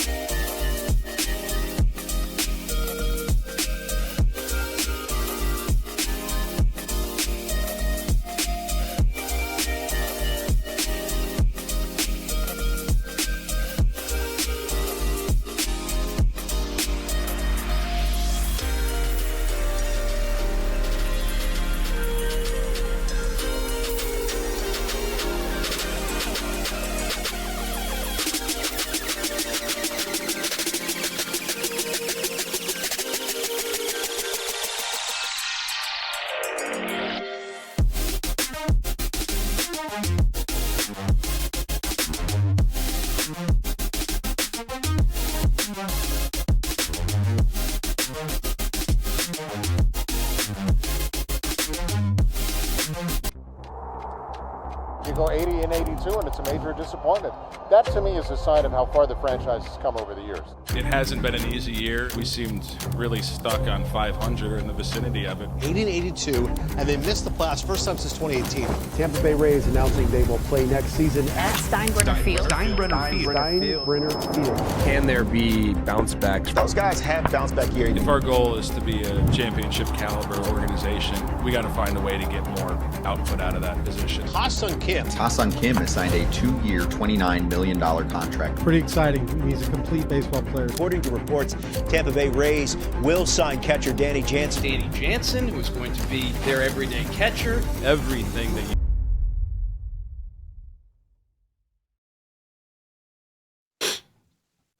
All righty, I think we're back. I think we're ready, Scuffy. Technical difficulties aside, I think we're good. I think we're ready. Yeah, we'll be ready momentarily. Remember, it is game 2 right now. Alex is up 1-0. It's going to be the bottom of the fourth. Alex is up 6-4. There's a runner on second with 2 outs. We'll have the score, the real updated, right in the ticker on the bottom below, on your screen. It should be bottom right. We'll have that all updated so you'll see the real score. Yep, and Alex with the 6-4 lead. If he wins this game, keep in mind, he wins the best of 3, and he will secure the first spot down in Tampa for the Sunburst Invitational Finals. Yeah, both players trying to return. They were both finalists from year number 2. Now we get to see who's going to be returning. Alex right now, I mean, the way the patience at the plate by taking these pitches and then taking advantage of the mistakes from Frosty and be able to deliver on that has been big. But Frosty, I mean, he started out just what he wanted in here in game 2. And now he's threatening right here. He has a runner in scoring position in bottom fourth. He can get, I believe it's Brandon Lau up. So in one swing could tie up this game. Yeah. And I mean, he's been swinging the ball really well. I mean, if you think back to that, what was it, the second inning or the first inning, it might have been, he had that unlucky, just barreled right at the shortstop double play to end the inning. So Frosty's definitely been swinging it very good, has the talent, everything should be very good to get back in this. And here we go. It looks like we're I think we're trying to figure out the to where we situation were. here. We're going to get 2 outs here. So we have to reset up the scenario, right? So he's going to bunt to get the 2 outs. Then the next batter should go to second base. And then we'll have Brandon Lau up with 2 outs here. And remember, it's going to be bottom 4. Bottom 4, 6-4 Alex right now. So we're getting to the inning that we ended on, right? Are we getting to the inning? I don't know. I think we are. Right now, that's just the top of the order. Yeah, they're going to be the bottom first. Okay. So now they're going bunt. So we had to reset the lineup. So now they're bunting because now Frosty's up since he's the home team. He'll get the first 2 outs. Then the third batter should go into second and then go from there. Gotcha. Finding the workaround from the good old freeze off. Well, we'll get it going. And then we'll get the action going right from there. Now, Tyler, you played in this before, right? You played in the last year's Sunburst Invitational. How was your experience with the Sunburst Invitational? I got smacked around, I don't tell you, but it was a great time. It was super fun to play people with thumbs. I did win. I think I won 2 games. I think I won 2. You won 2 games.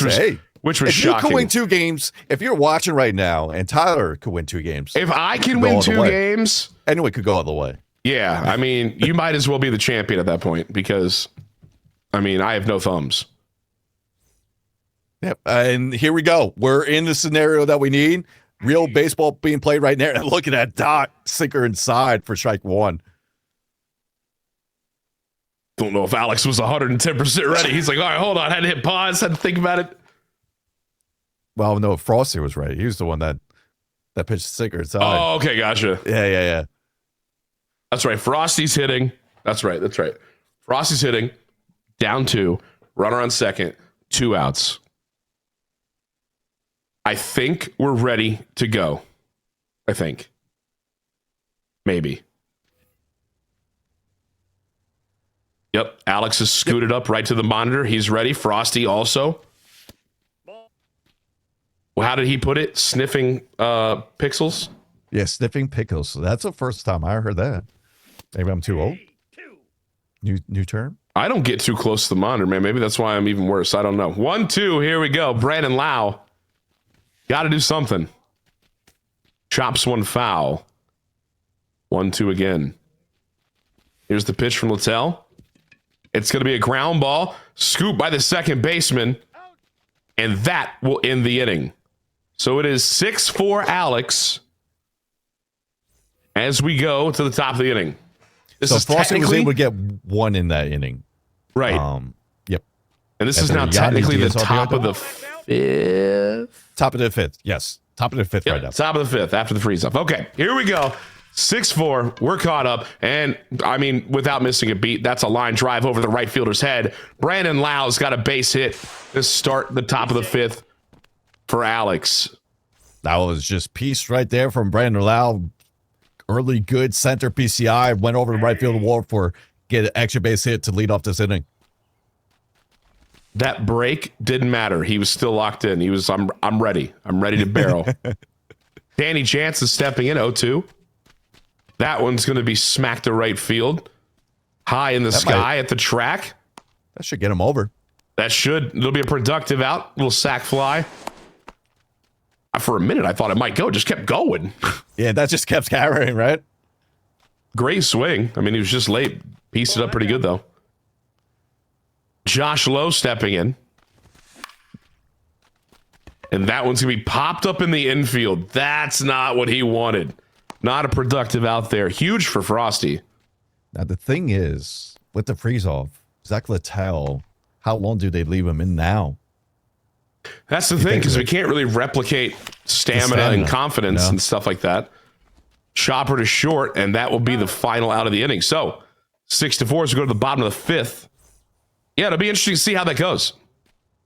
Yeah, it'd be very interesting. See, I mean, we don't know where it was before, and then there's no way to reset that. Yeah. The unfortunate thing with freeze-offs. And remember, right now the score is 6-4. Alex is winning here, and that's going to be a double here from Frosty. Hey, from once Junior again, third extra base hit. We need to interview Frosty at some point. I want to know what went through the mind when he pinch hit for him in game one, and then proceeded to hit 4 extra base hits in the next couple of ABs with him. That one smacked right field. It's going to get down. That's a run. It's 6-5. Frosty clawing back here. Great hit by Palacios, one of his MVP hitters. Delivers right there with the RBI double, and now he's only down by 1 with the man in scoring position. We got a game here. That one's going to be mashed, and now we really got a game. It's going to tie it for sure as that one slow rolls to the wall, and that will be... Is he going 3? No. That's going to be an RBI double for Danny Jansen. Great Still nobody out here. Great piece of hitting. Goes right with that sinker, right into the gap, right where you wanted to in trade places with second just before. That one's barreled. Left field. It's carrying. It's high. It's deep. It's gone. Christopher Morel with a 2-run shot. Alex can't believe it. You see the disgust on his face. And it's now 8-6. Frosty has gotten the lead back. Yeah, just like that in an instant. Just took, 4 batters, and Frosty right back taking the lead here. But that's the 3rd lead change already here in game 2. And keep in mind, after the freeze-off, we are in the bottom of the 5th inning, not the 2nd, as the game box score shows. But 8-6 now for Frosty. This one's going to be hit on the ground to second, over to first. That's out number 2. Johnny DeLuca retired. Here comes Caballero. Now, we're not going to say it. We're not saying it. Left field. Oh my God, it was us. It's a base hit for Cabby. I think that's like the 2nd straight hit too that he has. Yep. We just should never talk about him again. Josh Lowe. That one's hit high and deep to left field. Caught at the wall. I didn't know if it was going to get caught. I thought that was leaving. Huge out for Alex. And now he finds himself down 8-6 here. He's going to have to find some of that bat he had earlier. First pitch swinging is going to be popped up to right field for out number 1.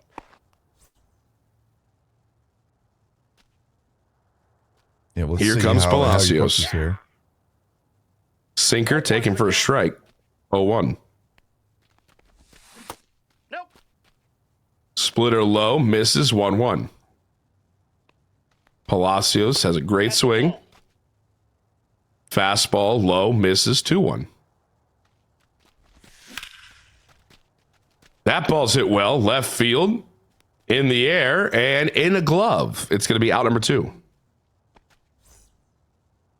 Good takes right before that. That good PCI, but it just looks like oh, Jonathan Aranda. That one's hit really well. That one's off the wall, and that's going to be a good old double, stand-up double with 2 outs. We've seen what happens with 2 outs with Alex. Could this be? I don't know. Jose Caballero stepping in. That one's going to be fouled away. It's like anytime there's 2 outs, that's where his clutch factor gets up. Ooh, that slider taken for a strike. 0-2. Littell. Oh, that's off the plate. Outside, 1-2. No, that's low. Low, sinker, 2-2. And Cabby's going to roll over to short. That's going to be an easy out to end the inning. So stays 8-6 Frosty as we head to the 7th. No, bottom of the 6th. Bottom 6. So we'll see on the top right. We'll give you the inning. So it will tell you what inning we are currently in. There we go. Bottom right will give you the score. Right now it's 8-6 Frosty in the bottom of the 6th. Oh, what a swing there to start that inning off. Gonna hook foul, but Brandon Lau, a warning shot right there. We did get a pitching change here. It's Clevenger, so we get the lefty out. I thought we might have seen him the bat before with Josh Lowe up, especially with the 2 lefties, but lucky he able to get out one. But it doesn't matter. Brandon Lau, lefty, that's out here. Gone. Big bomb right field. It's going to be 9-6 for Frosty. And you see what Frosty did there. He ambushed to the way, especially with the cutter that Clevenger has. He was able to get the Hall of Fame PCI on that ball, give the better timing window, and it went over the wall in the right field. It was a costly error as well right there. Did you notice that ball just flew past the shortstop? But look at nobody what out, Frosty's run doing. on first. Ambush away, especially with the lefty.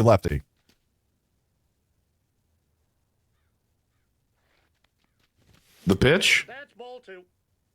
Sinker low, taken 2-1. Good eye.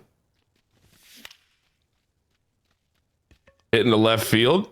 Fly ball. It's going to be easy. Little can of corn out there. And that'll be out number 2. 1.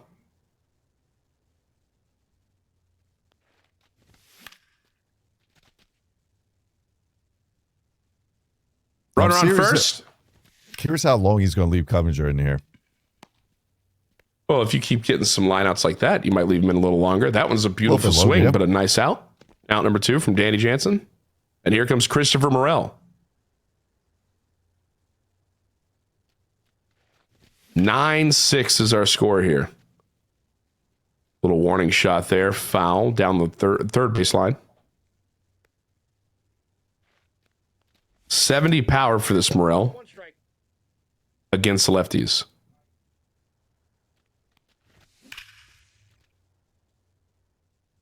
Another one, lasered foul. 1-2 again.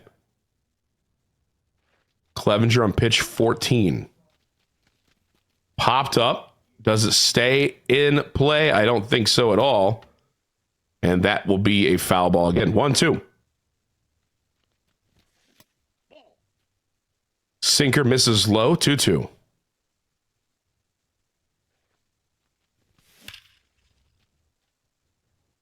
He is mashing some of these inside pitches foul. Yeah, it's just all inside, except for that last pitch, but that was a ball down low with that sinker. And that one's barreled as well. That one's high and deep. Left field. It's out of here. No doubt. I was just about to say, he's mashing these inside. If you leave one over the plate, it might be gone. And that one it is gone. And it's a 2-run shot for Frosty. That was impressive hitting. Just stay alive on the bat there. get a pitch to hit, and he knew what to do over the scoreboard in Laughing Mountain over there. Yandi's going to pop that one up. First base territory. It's caught. Alex probably wishing he could have got that, I don't know, one pitch sooner. But we're heading to the top of the 7th here. Frosty 11, Alex 6. We've got a new pitcher. I cannot see who it is. 0-1. It is Alex Flato. Gotcha.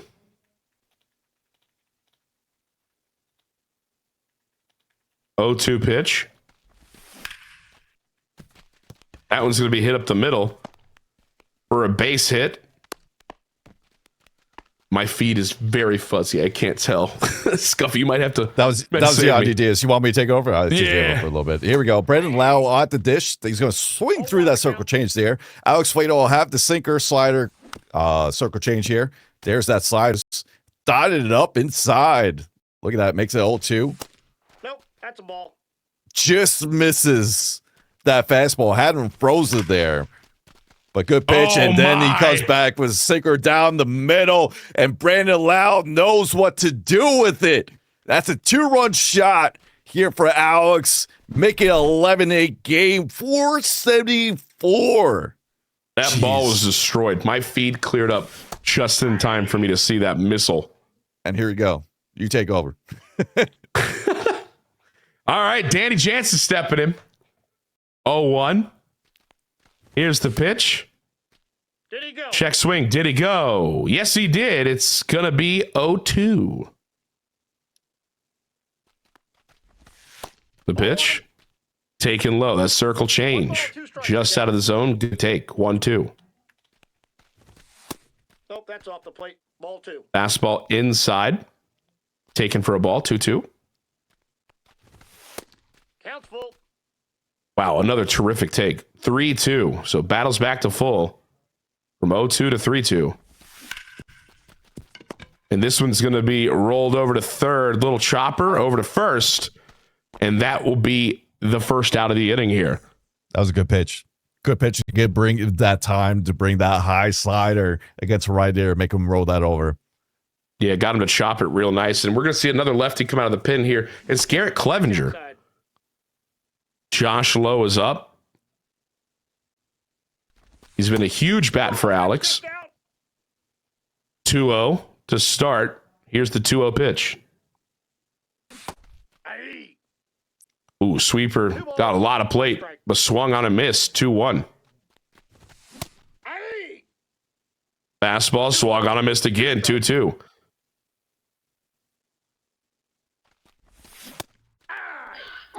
And he'll get the strikeout there. Cutter outside, and Alex is going to flail through it. Big strikeout for Frosty. Yeah, that's what you needed. 2 quick outs after giving up the Brandon Lau 2-run home run. Didn't let Alex, as I say that, that's going to be perfect right to third. Does have enough to get over? It should. And I'll be out number 3. But like I was saying, after giving up that 2-run home run, Frosty didn't let Alex have that big inning. He limited damage there, and that was perfect what he do. And that's what you got to do. We are getting late in this game. It's bottom of 7, 11-8 Frosty. That's how we got to limit here. Now he needs to score some more runs. Yep, after the freeze off, bottom of the 7th, 11-8 Frosty. Frosty in an elimination game has to win this one, and he's going to start this inning off beautifully with a line drive base knock from Johnny DeLuca. Now, last time we had a leadoff hit with Johnny DeLuca with Frosty. He tried to do that hit and run that DeLuca almost went back to first, but it did not work out great. Maybe he won't do it again. And he didn't, and he probably should have here because this might be a double play. There's 1, there's 2. It's a double play. So he didn't send him and ended up being costly as it's a double play. Alex needed that. And now you got Clevenger for the 2 lefties. We have Josh Lowe and Brandon Lau at the top lineup here, Frosty. So 22 pitches still good here for using Clevenger. And lefty, it doesn't matter. That one's going to be smacked right back into center field. So Josh Lowe takes that high sinker for a single. And we got some 2-out magic potentially for Frosty. Brandon Lau stepping in. Or he has a home run against Clevenger. This time he won't get it. That's going to be a ground ball to shortstop. Goes to second for the third out. No damage done. And here we go. We got 6 more outs here for Alex. Down by 3. Frosty trying to attack him aggressively. Fastball fouled away. Christopher Morel. So he's got 8, 9, and 1 up here. Alex does. That one's going to be fouled away as well. We'll do 0-2 now.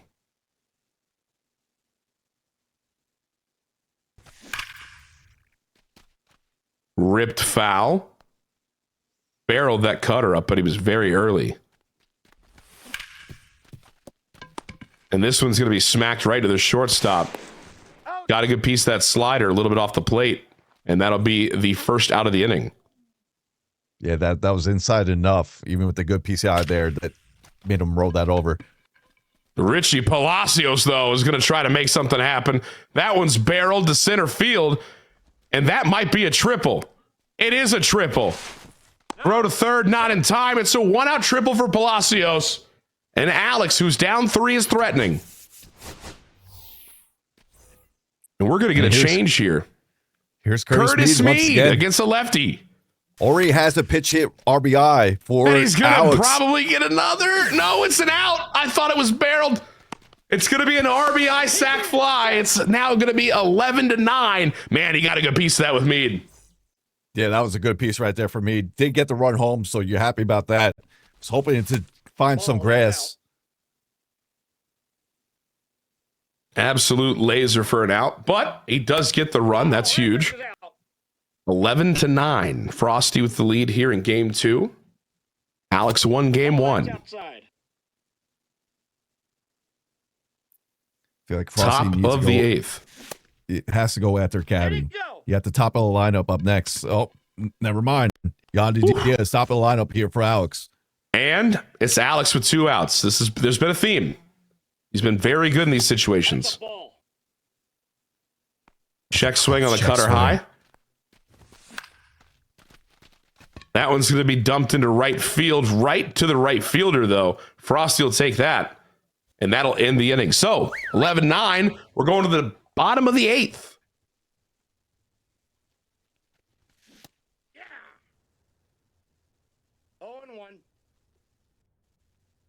And now we have Caminero. I believe if there's 3 extra base hits in this game for Frosty. Make that 4. Give it another one. Oh, well, no. Maybe not extra base hit, but it looks like it's going through. I'm sorry. Great swing there. That's going to be a leadoff base knock, and that's what Frosty needs. Here comes Palacios. Lefty, lefty. Clevenger staying in. He's getting near 30 pitches here. Check swing. He did go. 0-1. Sinker misses low. And that one's going to be lofted to right field. Hangs up just enough, and that'll be out number 1 here in the 8th.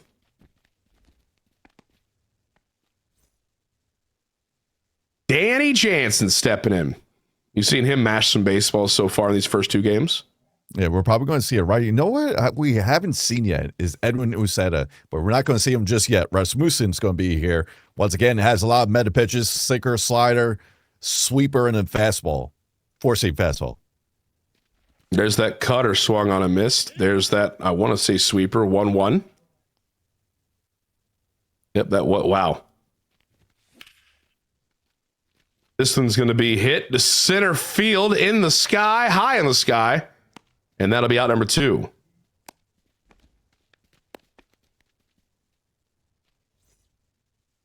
Christopher Morel. Runner on first, 2 outs. Frosty's done well with him. And this time he's going to pop it way up there, just behind the shortstop to end the inning. So we're headed to the 9th inning. Yeah, this 9th inning. Do or die mode for 2. Alex. Yep, down by 2. And he's got Brandon Lau leading it off. Ball 1. First pitch, the slider misses outside. Ball 1. Clevenger still on the bump. Fastball down the middle. Blown by him. 1-1. Slider fouled away, 1-2. If you can neutralize Brandon Lau here, that would be a monster win for Frosty. Yeah, and then you could go with another righty in the pen, I believe. That's smacked on the ground to third, and that'll be out number 1. So, Brandon Lau, nothing to show for it right off the rip. And he's only got 2 outs to play with here, Alex. He's down 2. Danny Jansen, did he go? No. Danny Jansen, then Josh Lowe. So he still has a lefty coming up.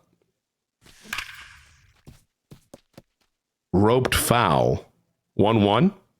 Clevenger also getting up towards that 30 pitch mark here. Fastball is going to be popped behind home plate and out of play. 1-2. That's going to be a base hit down the line for Danny Jansen. He got really on top of that slider and chopped it. And so the tying run is coming up to the plate here with 1 away. After getting some hard outs, the soft stuff gets through there. What you wanted there for Alex, just get anyone on base any way possible. Well, here's the other thing. Josh Lowe has been one of the bats that he's loved, and he's going to fly out to center. I thought he might have something there. A good PCI. Great PCI there. And here comes Caminero. New pitcher, and there's Edwin Uceta. Edwin Uceta. So what you like to see from Uceta, you're going to see the circle change come inside to righties with the sweeper and cutters away. Did he go? Check swing, he did go. And here comes Alex. He's down to his last strike. 0-2. Ball inside. Fastball inside, taken 1-2. That one's going to be popped to shallow center field. It's going to be the end of this game. And Frosty has fought to see a game 3. First qualifier of the Sunburst Invitational. We get game 3, do or die game for both these players and returning finalists from year 2. I think we'll take that. Yeah, I mean, it was a good game. I mean, the freeze off barring, unfortunate that kind of, happened. But Frosty able to battle back. That's what we need to see, too. After that first game, you get mercied. I mean, Alex was destroying everything. Frosty comes back and starts giving up some stuff right off the rip again. You're like, uh-oh, what's happening? Yep. Just kept going and really just took over dominance in that second half of the second game. The pitching, and we're going to see game 3. Yeah, the pitching was good there. Alex had some good swings, just didn't go his way. That's just how this game plays. We'll see, but still, both those competitors, great game 2. We saw just a close game, which we saw what happened game 1. Yep. It was a blowout. Game 2 a little bit different. Yep. We have a close 2-run game. We'll see what comes for game 3. Extra innings, chaos ball. Chaos ball, yeah. Bring it. Yep. I think we actually have Frosty we're going to talk to here shortly, aren't we? We should have Frosty shortly. One to bring up, game 3, new starting pitcher. Who do they go to? Do they go That's Taj going to be Bradley? the interest. I don't know. Do they go it could be that. Could be bullpen. We already see Pepio and Littell being used. Yep. It's either going to be Shane Baez or Taj Bradley. Those are the 2 options. If they and you mentioned that Bradley now has the cutter too, so you might see he has a cutter. Them lean on him Cutter, more. Splitter. The only player I saw use Taj Bradley the weekend was Zazzy. He did have some success with him, but he did get hit with them too. The thing with it's hit or miss with Taj Bradley. But we'll see. We'll see. Absolutely. I mean, it'd be interesting. You could also go bullpen game and just say we're going to throw a different look every inning. But then again, you're one less pitcher, right? Yep. And if you get lit up a little bit early, that just makes it even more stressful. So in a do or die game, you have to go with the one starters. I feel like. I'm sure we'll see it soon here. So, yeah, once again, if you're watching at home and you're still around, appreciate you guys all watching. You're watching the Sunburst Invitational. This is year 3. And if you want to sign up right now, you do !point play in the Rays Twitch chat. That'll give you the link to sign up. The next qualifier is April 24th. It runs to 28th, Thursday, Saturday, Sunday, and the qualifier championship will be on that Monday. Hey, You could win a spot to the live land finale, guaranteed money. If you clinch it there, you play for up to $12,000. And of course, if you win it, you get $8K of that. And of course, the big hitter is you get to throw out the first pitch between the Rays and the Orioles on July 18th. A lot of money and a first pitch. Sounds pretty awesome. And it's free to join. So come on out, see how you feel. If you lose, you lose. If you win, I mean, shoot, I'd like to fall into $8,000 and a first pitch. That would be an okay weekend for me. What would you be more nervous, playing the live land finale or throwing out the first pitch? I've thrown a couple first pitches, and it's first pitch. Because you know what you're doing, but on the one-off chance that something awry happens, you're going to look like an idiot. And it's films, so you know that the clip will be out there. So, for sure. Anyway, we're going to have a quick video. We'll be right back momentarily to get on Game 3 underway. Stay tuned. We'll be right back. All right, people wondering, hey, you forgot the Rays. No. We usually try to, because it's good TV, try not to talk about multiple teams at the same time. You know, it's something new. So let's talk about the Tampa Bay Rays. Brandon Lau checks in at 83. Here comes the money. Shane O'Mac is at 82. The Heartbreak Kim, Ha-Sung Kim, is at 81. Yandy Diaz is at 80. Edwin Uceta and Ryan Pepio rounding out the list at 79. Look, I stopped diminishing or counting out the Tampa Bay Rays because they always seem to figure it out. Are they going to win the division? They wouldn't be my pick to win the division. Could they figure somehow in the periphery of the postseason?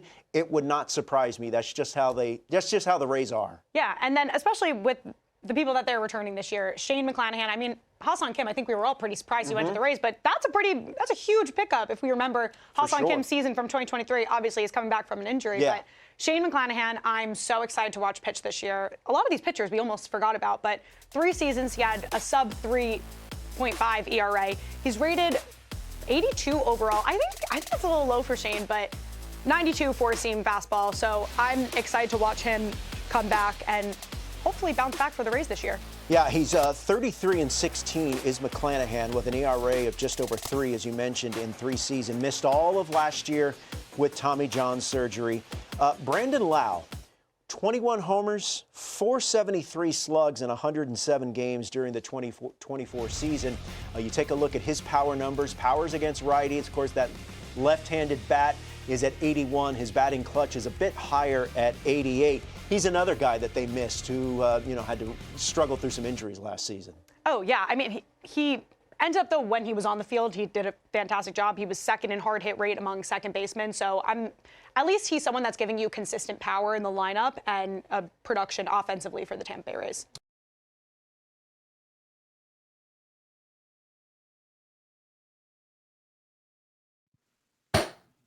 All righty, I think it's time. I think we're going to be able to talk to good old Frosty here, who just fought off elimination to force a Game 3. I think he's in here now. There he is. Hello there, Frosty. Congratulations on your Game 2 win.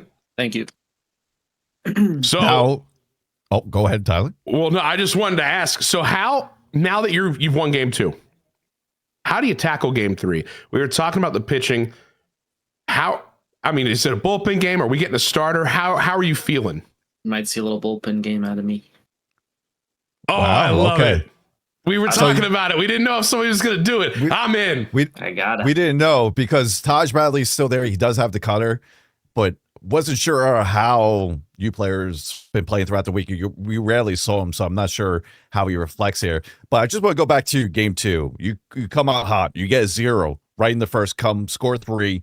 He comes all the way back 6-3, but you were able to fight that off. So once you were able to fight off, it felt like things started dropping for you and you started to get your hits. Did it feel much better coming as the game was going later? Oh, yeah, it feels amazing. When you can get like fluke hits and you can get good hits to go your way, there's no better feeling in this game. Like, the first game I was lining out quite a bit, but I also couldn't get a fluke hit, but he was getting the fluke hit. So I just knew, it wasn't my game for sure. But hopefully in Game 3, I can do what I did last game.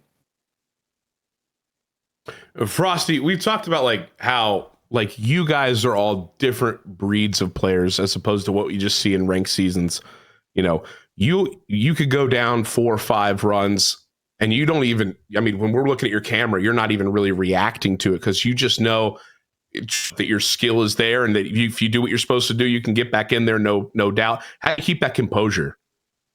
Just it's experience, you know. I think in grand finals last year, I don't know if you were watching. I think Scuffy was watching for sure, but I was down, I think 11 against Kreiner, down to my last out, and then I wound up reverse mercying him and putting up like a 13 spot in the 8th.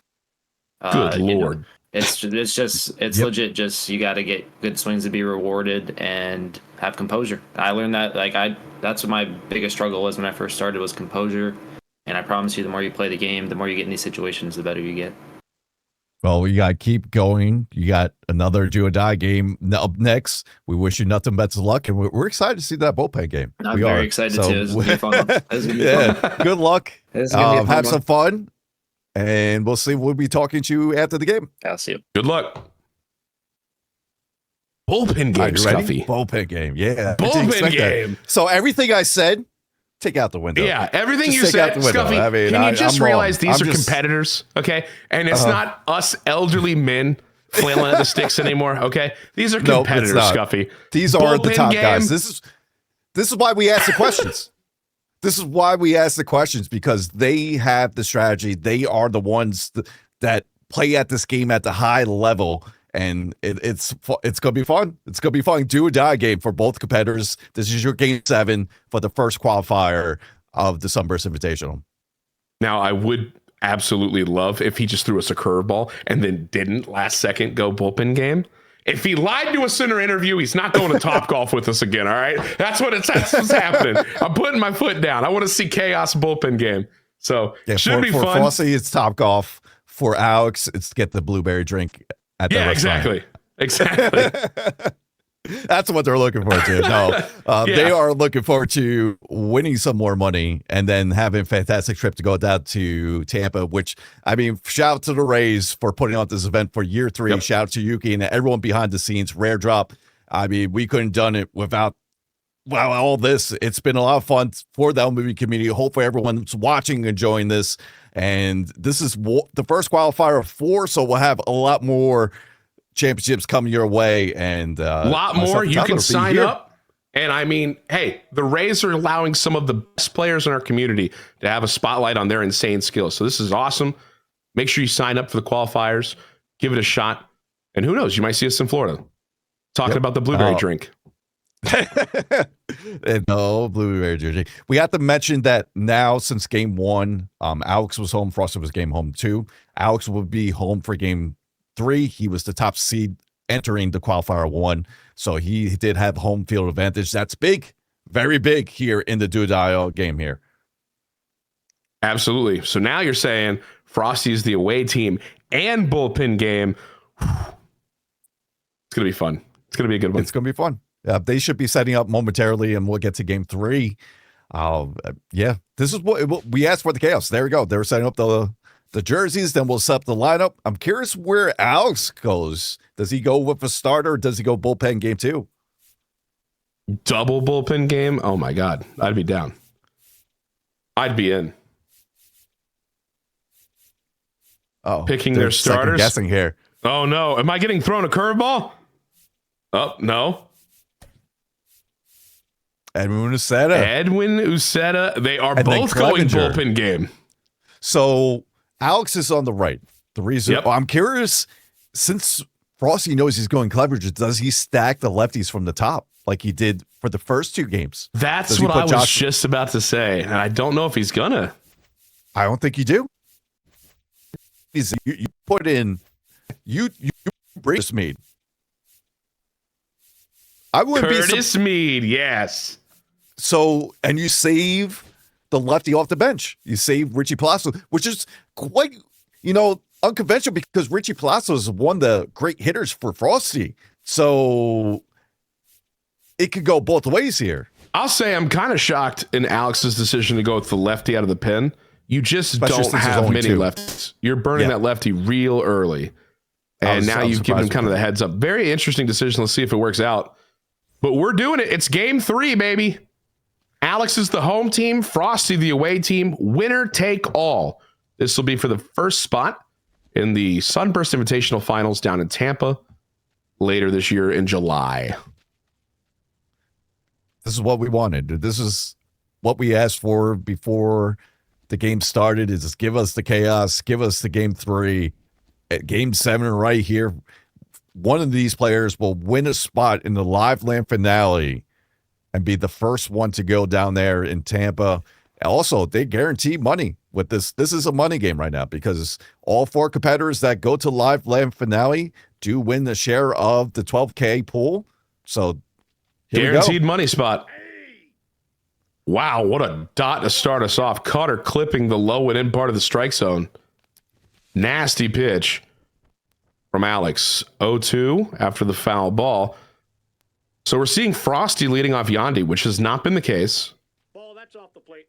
He's usually hitting 7th for him in these lineups. But again, with the lefty starting, shook it up. And he's going to get a strikeout with Clevenger right off the rip.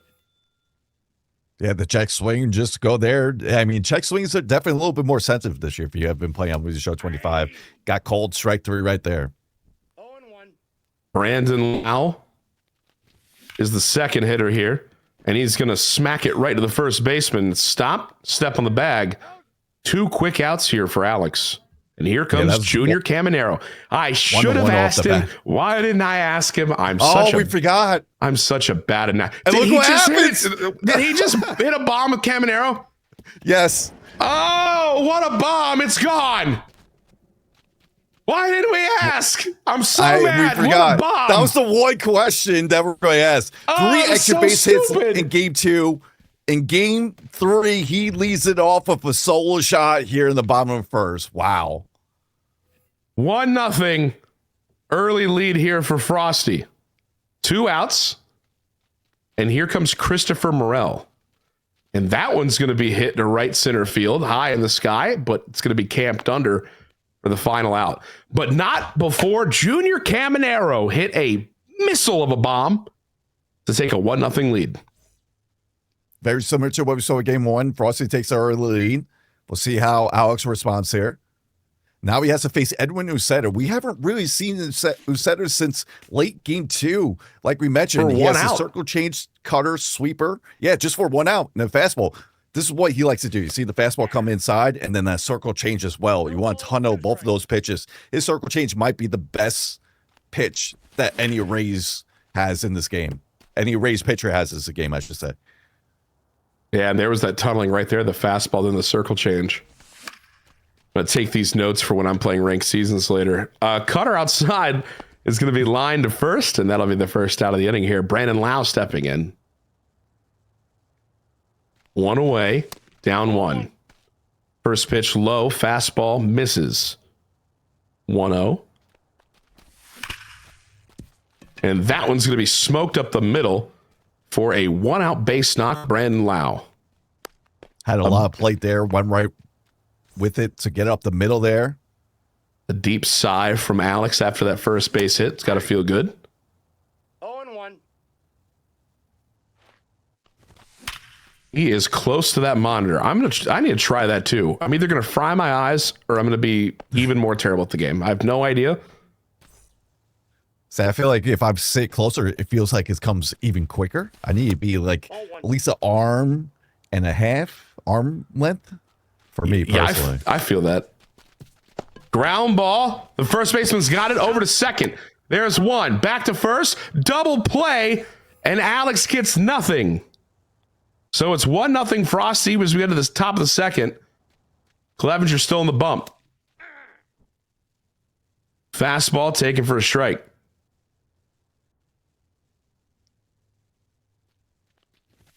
With these bullpen games, it's very interesting. Do you take more pitches to try to run up these pitch counts to get the low stamina on the relievers? That would be a good strategy. I like that. I mean, you want to take as many pitches, especially with Clevenger. If I'm Frosty, you got to bury that lefty. Against righties. This is the lefty of the Rays bullpen. After that, Montgomery, yes, he has a high velocity, but you could pretty much sit on one of the pitches, even a fastball or slider. So give or take. But right there, he takes a perfect right over the center field wall. Jansen, the new catcher of the Tampa Bay Rays, make his statement here in Game 3 for Frosty. You were talking about sitting on a pitch and unloading. Danny Jansen, all over that sinker, dead center, barreled. It's now 2-0 Frosty. Big hits right there. How much longer do you leave in Clevenger then? Well, I mean, we've seen these guys throw Clevenger, what did we say, like almost 30 pitches last game. Yep. Currently is at 14, 15. I don't know. I mean, it's a risky thing. Bullpen games are so tough. As that one swung on a miss 1-2. That one smoked to first. That'll be an out. Out number 1 on the inning. And here comes the lefty killer. It's Curtis Mead.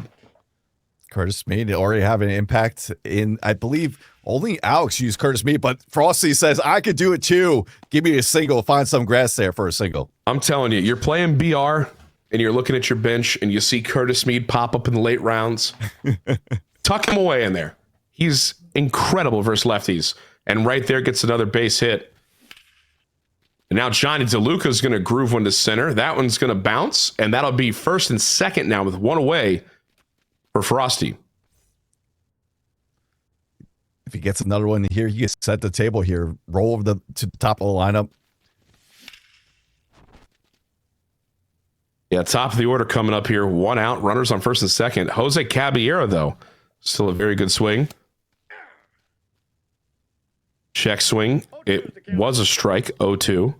That cutter inside to righties has been very effective so far versus Frosty. 1-2. Taken. 2-2. Sinker outside. Missed the zone. Clevenger with pitch 24.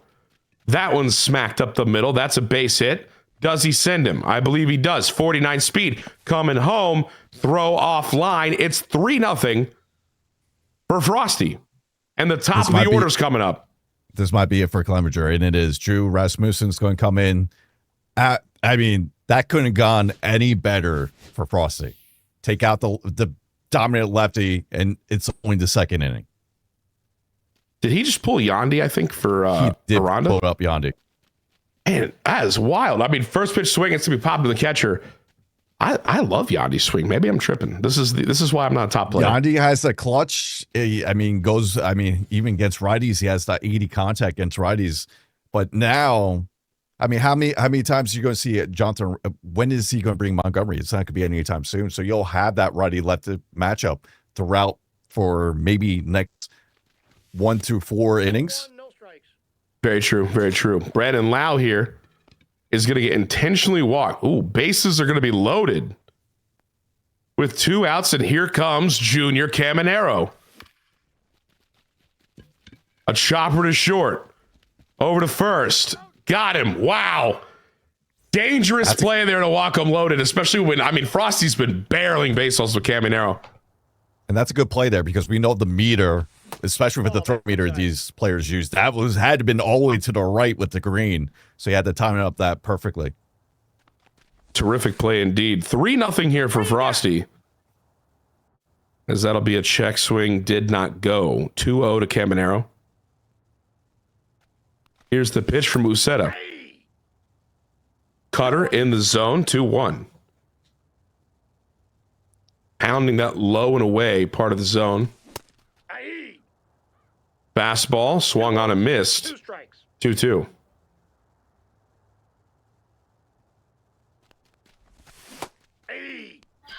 Ooh, there's the circle change against righties you were talking about.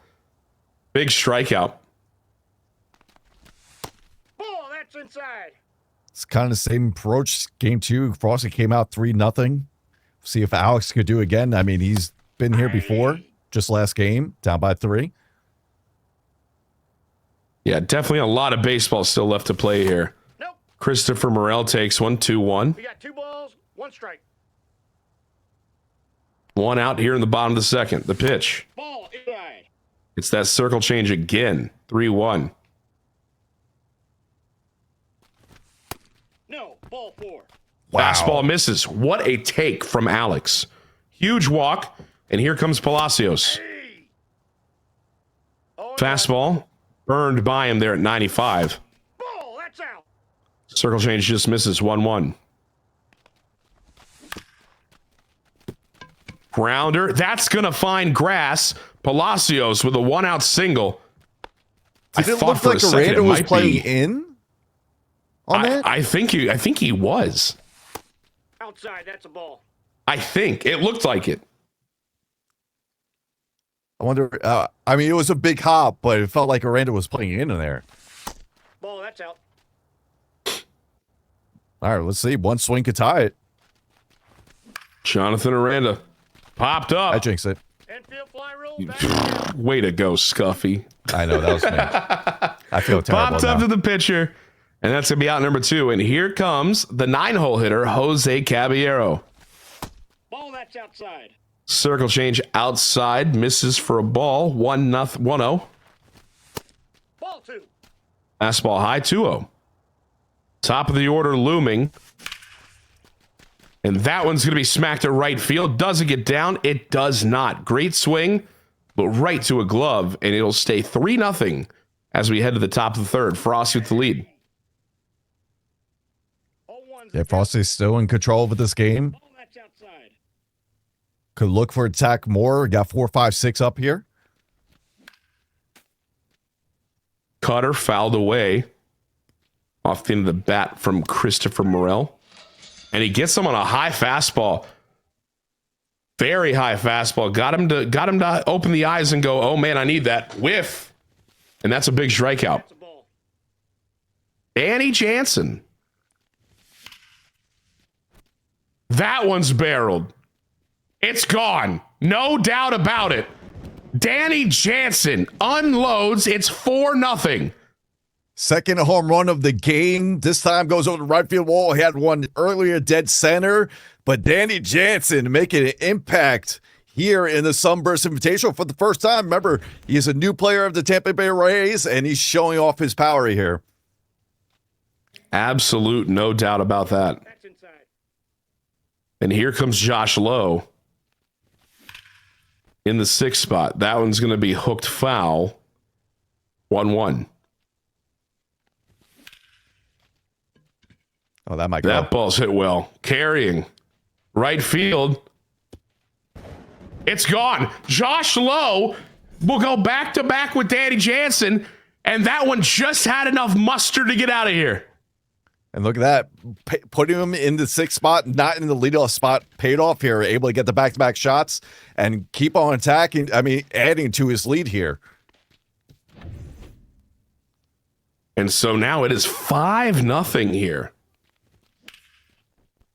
And that ball's hit incredibly well. Left field, Curtis Mead. Doesn't matter if it's a lefty or a righty. Curtis Mead is going to get a double here with 1 out. I don't know if we expected to see a righty hit from Curtis Mead. Didn't Look at that, expect righty Curtis Mead. 42 contact. I'll tell you what, though, Johnny DeLuca got a really good piece of that. Unfortunately for Frosty, it'll be an out. Out number 2. Yeah, I didn't expect Curtis Mead to be staying in, especially with essentially no threat of having any lefties in the pen, really. And not only that, one of his best hitters on the bench with Richie Palacios. Yeah. Listen, it worked. Curtis Mead. The truth. It worked out. Yep. But this is a big inning here for Alex. Top of the order here. Down by 5 now. I mean, it's getting. You want to see some results go your way? Let's see what we can do here. Be interested to see how long Edwin Uceta is able to go, too. This is pitch 32 on the way here. 0-2 count to Yandy. Ball 1. There's a sweeper that misses low. 1-2. That one's going to be hooked foul. 1-2 again.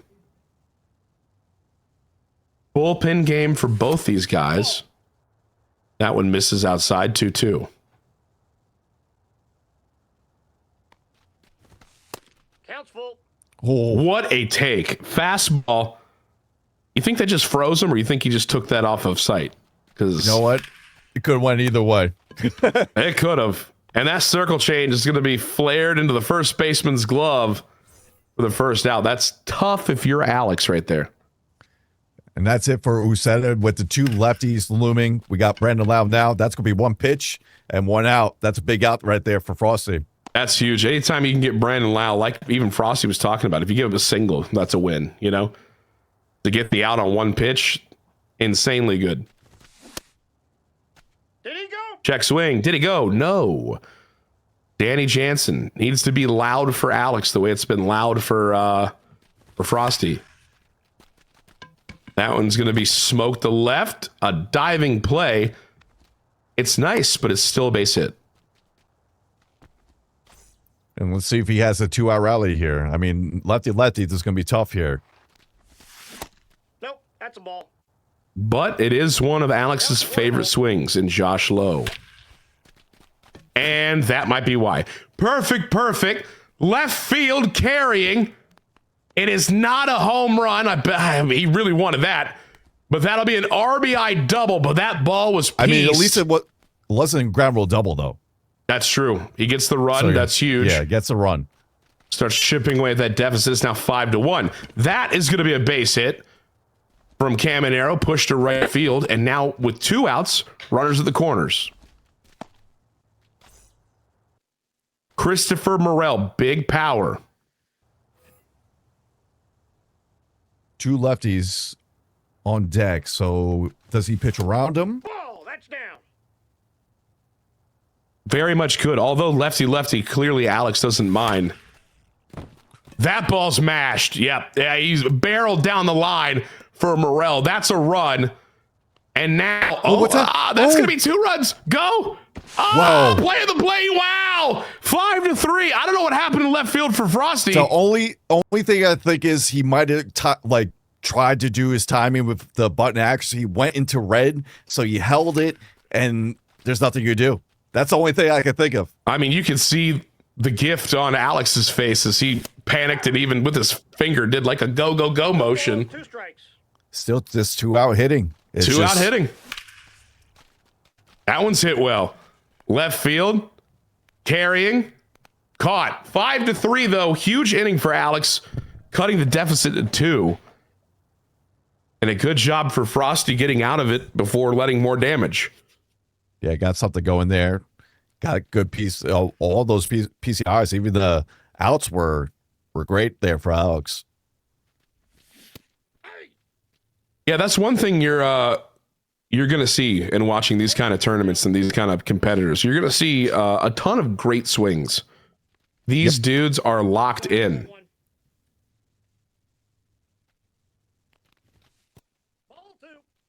Misses low 2-2. Jonathan Aranda. That one's hit well. Center field. Carrying. But caught for the first out of the inning.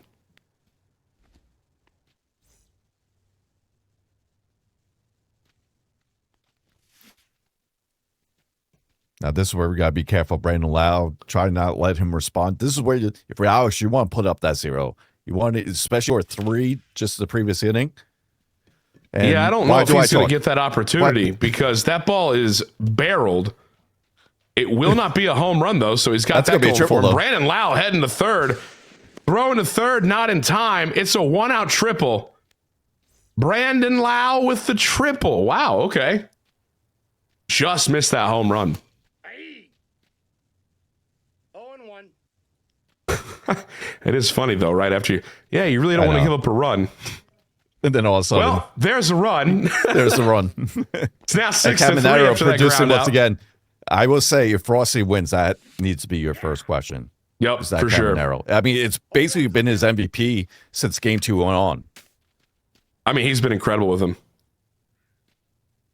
Rasmussen climbing up to 30 pitches. That one taken. 2 outs. Nobody on. 1-2 count to Christopher Morel. That's in. Ball 2. Fastball taken. 2-2 inside. That ball is blistered. Center field. Carrying. And it is. Oh my God, he robbed it. He brought it back. Oh my God. Let's see that again. That's Richie Palacios out there. What a play. Oh my gosh, what a play. That's huge if you're Alex.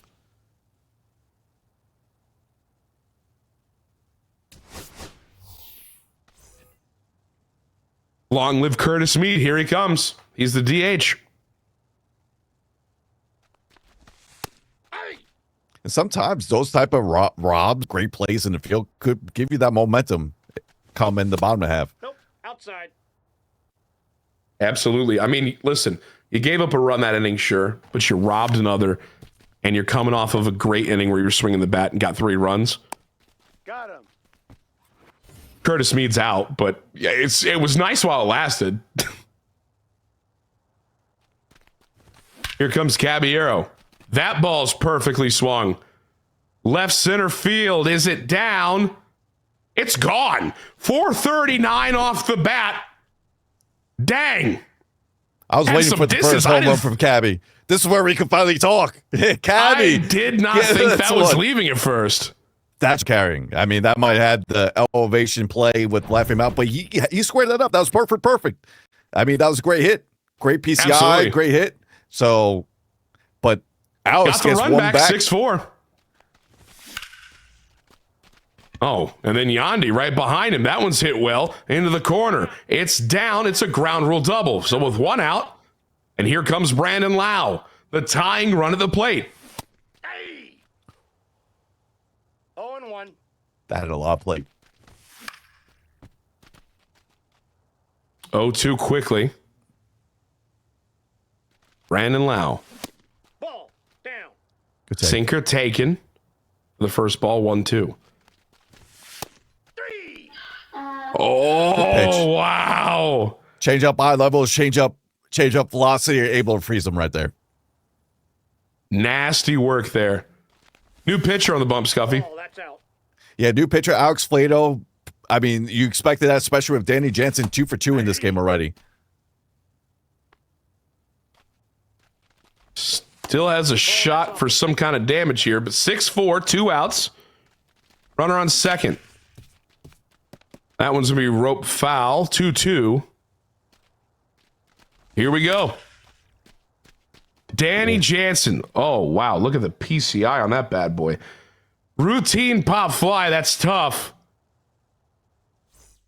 Man, legend is brutal. 9 hits apiece, but this is a crucial out now. Danny Jansen already 2 home runs for Frosty. He's going to drive that one, but Palacios, he's been fantastic there for Alex. Made a grabbing catch the previous inning right there. He was able to cover that ground to get the first out. Both have had great swings with Danny Jansen and had nothing to show for it there. They're even now. Well, Tyler, that's just baseball. That's just amen.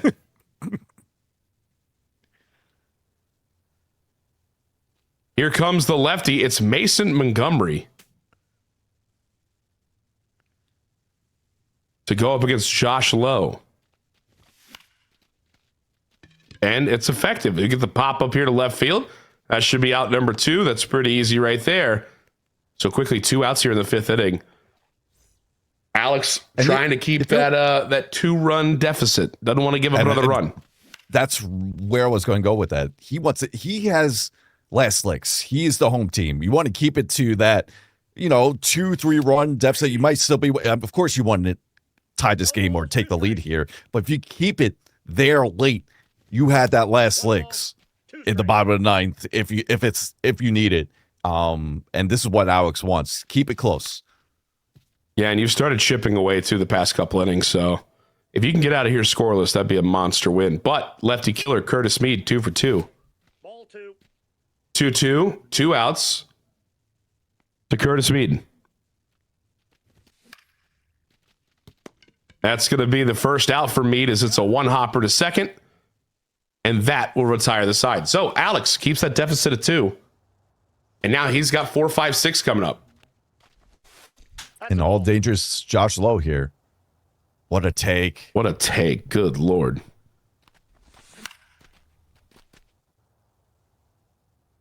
1-1 pitch on the way from Fado. Ball 2. Misses low, 2-1. Going exclusive circle change so far.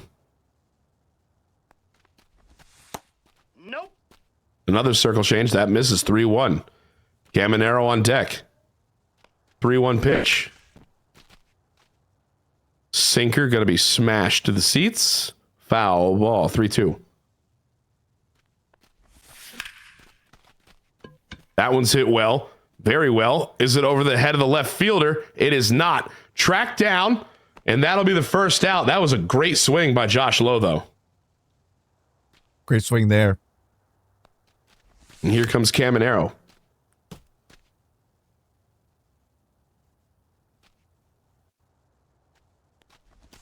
No 1 pitch.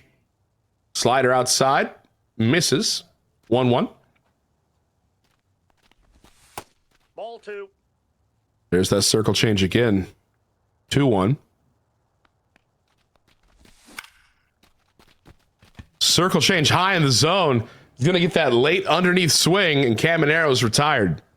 Interesting spot for that.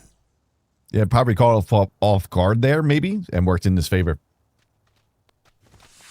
Christopher Morel stepping in. Fastball taken inside for a ball. Ball, that's in. Another ball inside, 2-0. 2 outs here in the bottom of the 5th. This is game 3. And that ball's lasered to left field. That one's going to bounce off the wall, and that should be a 2-out double for Alex. I'll tell you, if Alex hit the way he hit with 2 outs, with no outs or 1 out, I mean, goodness gracious. That ball's going to be roped to the left field. 2 outs, he just awakens. I don't understand it. Hey, if it works, it works. Curtis Mead not going to get the chance to go righty. Ben Rortvedt.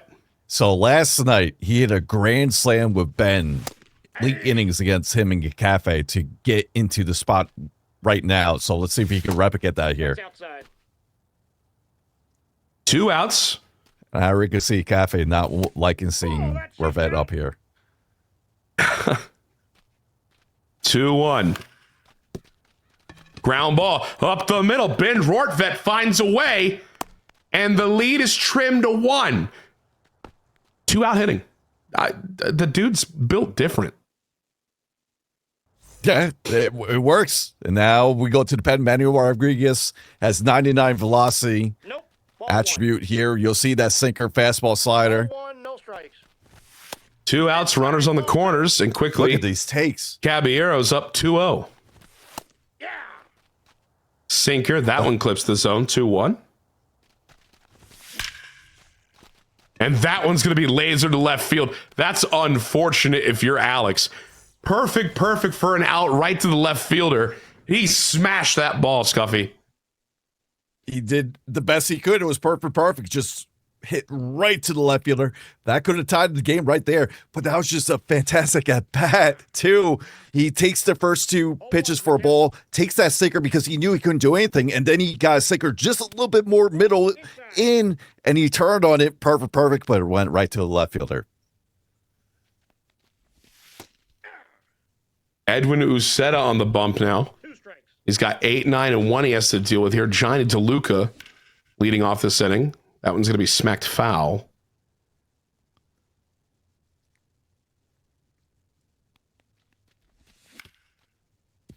That ground ball, that's going to find grass. That one finds a way through. And now you got the speed demon of Johnny DeLuca at first with nobody out. I expect Frost to be aggressive once again here.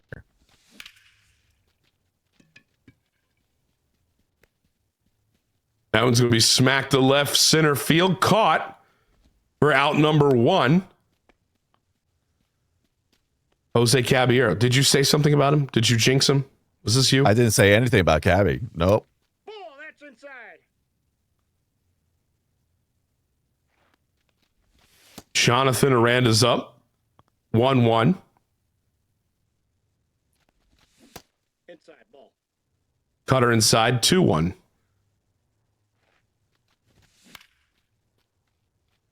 That one's going to be hit left field, but easily caught for out number 2.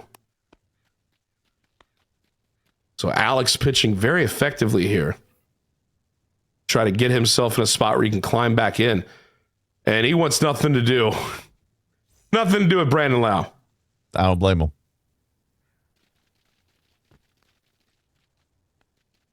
All right, what's Although, it's now Frosty and Junior Caminero, who there's not been a better duo today.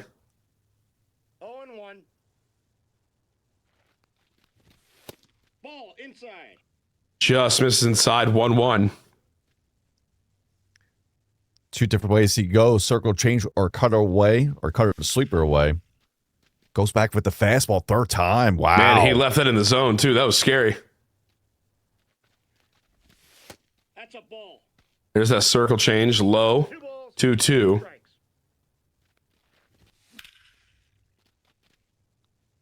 Fastball smacked foul.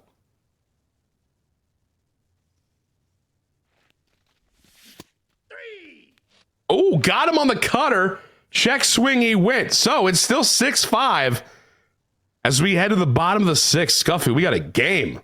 Yeah, that was big to get that out there. Walked Brandon Lau, didn't want to do anything with him. Comes back, gets a strikeout against Caminero. Owing down by 1 here. I believe it's top of the order, too, for Alex. It is. Top of the order. Rodriguez going to be chucking that fastball in the sinker. Ball. That's inside.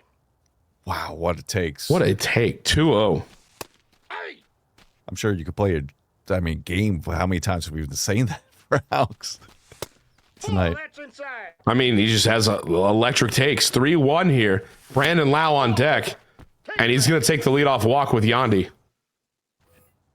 Do you pinch run here, or do you say screw that? You might need him down the line. It's bottom 6. He'll definitely get another bat if needed. So I think you keep him in. Well, then that's why you do it. There's your answer. Perfect. No doubt about it. It's gone. Deep center field, Brandon Lau. 109 off the bat. Good night. What a bomb. If there's been one consistent name in all 3 years of the Sunburst Invitational, it has been Brandon Lau. He has been the X Factor. He has been the power bat you expect him to be. And there he goes, dead center. 2-run shot. Give Alex the lead. We are in a do and die game here. That is huge.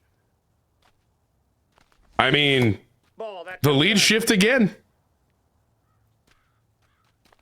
I wouldn't be surprised if it keeps going back and forth. Oh, that's a big shot there. Danny Jansen gone. No doubt 106 off the bat. 449 feet. The new Tampa Bay Ray catcher. The back-to-back jacks. I feel like we've seen that already on Frosty's side. Now we get to see it from Alex's side. 3rd home run between the 2 players with Danny Jansen. Absolutely barreled. Oh, man, that wasn't that bad of a swing either. This one's going to be an out. Just late and just a wee bit under it, I guess. But out number 1 for Josh Lowe. And here comes Caminero. Ball, that's out. Outside, that's a ball. You know, I don't want to put it out there, Scuffy, but this game's close enough. We could see chaos extra inning ball. I'm just saying. We're in the 6. We're in the 6. Out. There's still some time, but I'm just saying we're close. Oh, gave the green light on that. 3-0. Up the middle. That's a base knock. Frosty doesn't like that. And that will be a 1-out single for Caminero. Yeah, went with the sweeper and then came back with the cutter. A little bit, a little bit more velocity on there, but he knew what to do with it and push up the middle. What a take.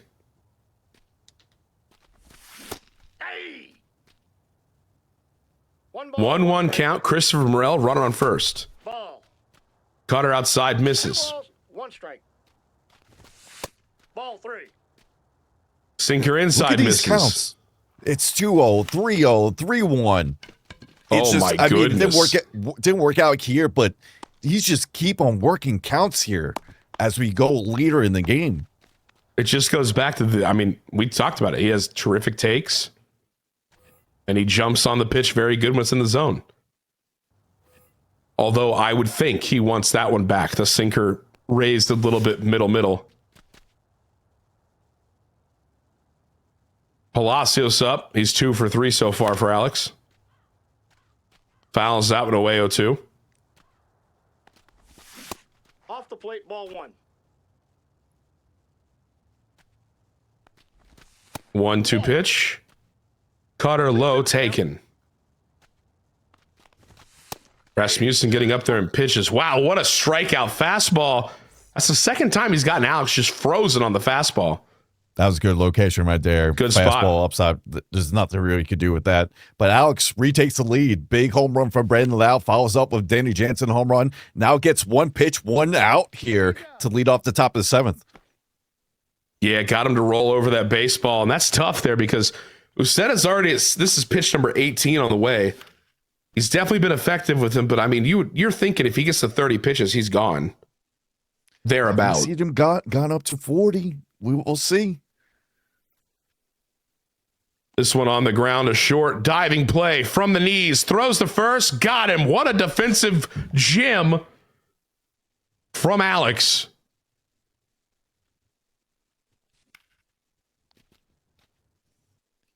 Feels like Frosty Alex staying aggressive out nod here. His head after that play. Felt good there. This will be a big inning right here. Circle change. Swung on a missed. 2 strikes. Inside, ball 1. Another circle change. That one misses 1-2. Frosty trying to climb back. Cutter inside. 2-2.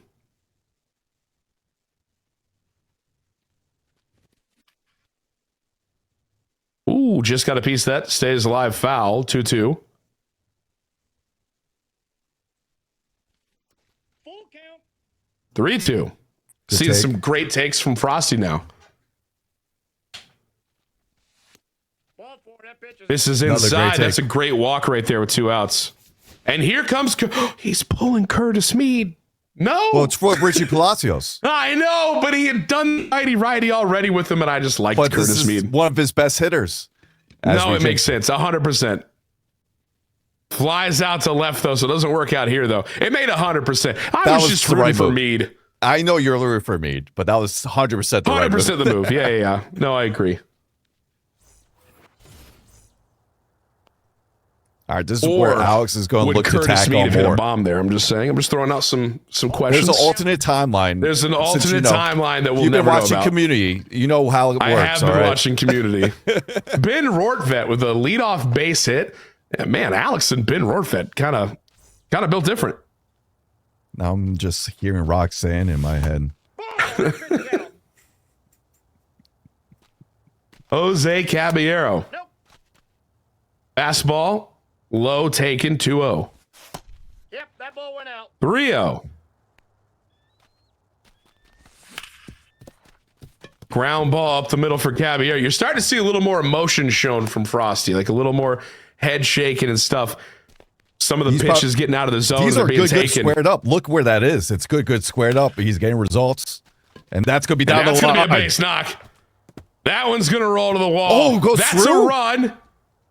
Is it 2? He's sending him 71 speed. He's in there. It's 10-6 for Alex. Wow. Doubles the lead in one swing. I didn't think I was getting through. Good hitting. Yandy Diaz. That's a ball. Yeah, and Frosty's got his work cut out for him right here. He's got Mason Montgomery who's bringing out, but he's got to go against Brandon Lau, who we've already seen done damage. And that's going to be smoke to first, a productive first out for Alex. But then here comes Danny Jansen. We've been singing his praises. Yeah. So you got another great swing. Last at bat. Make that 2. My, that's gone. No doubt. Adios over the scoreboard. Good night. What a bomb.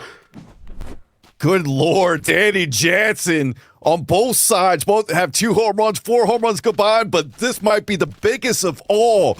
4 for 5, 2 home runs, adds on to Alex's lead here late in the bottom of the 7th. You couldn't ask for more from your catcher right there. That ball was obliterated.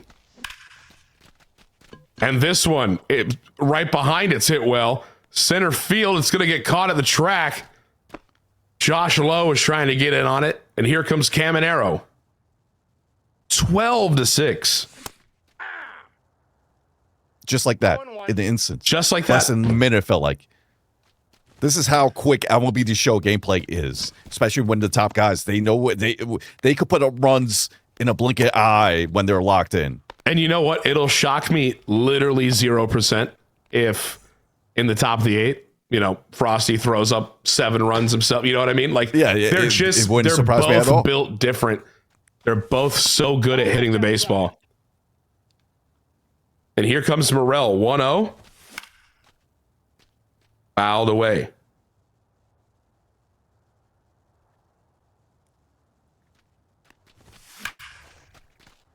Oh, Morel's already celebrating. Deep. Yeah, he's already celebrating.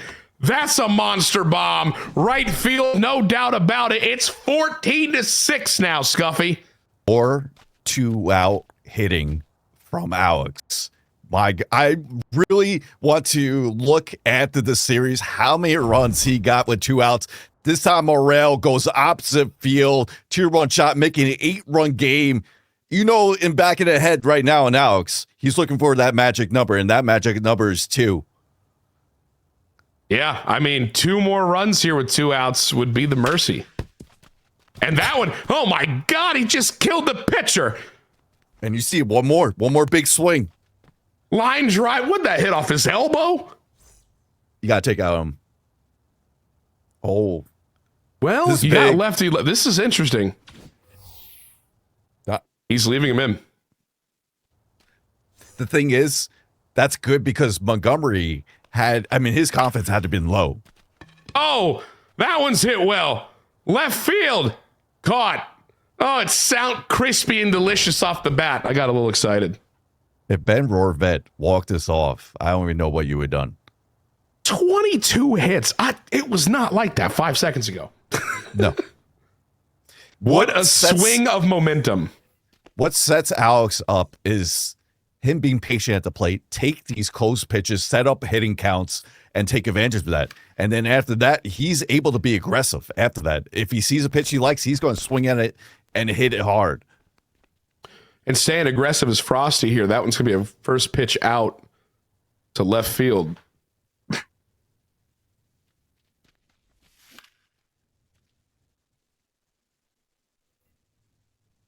And remember, we are using the live roster of the Rays. This attributes don't go up to 125, they go up to 99.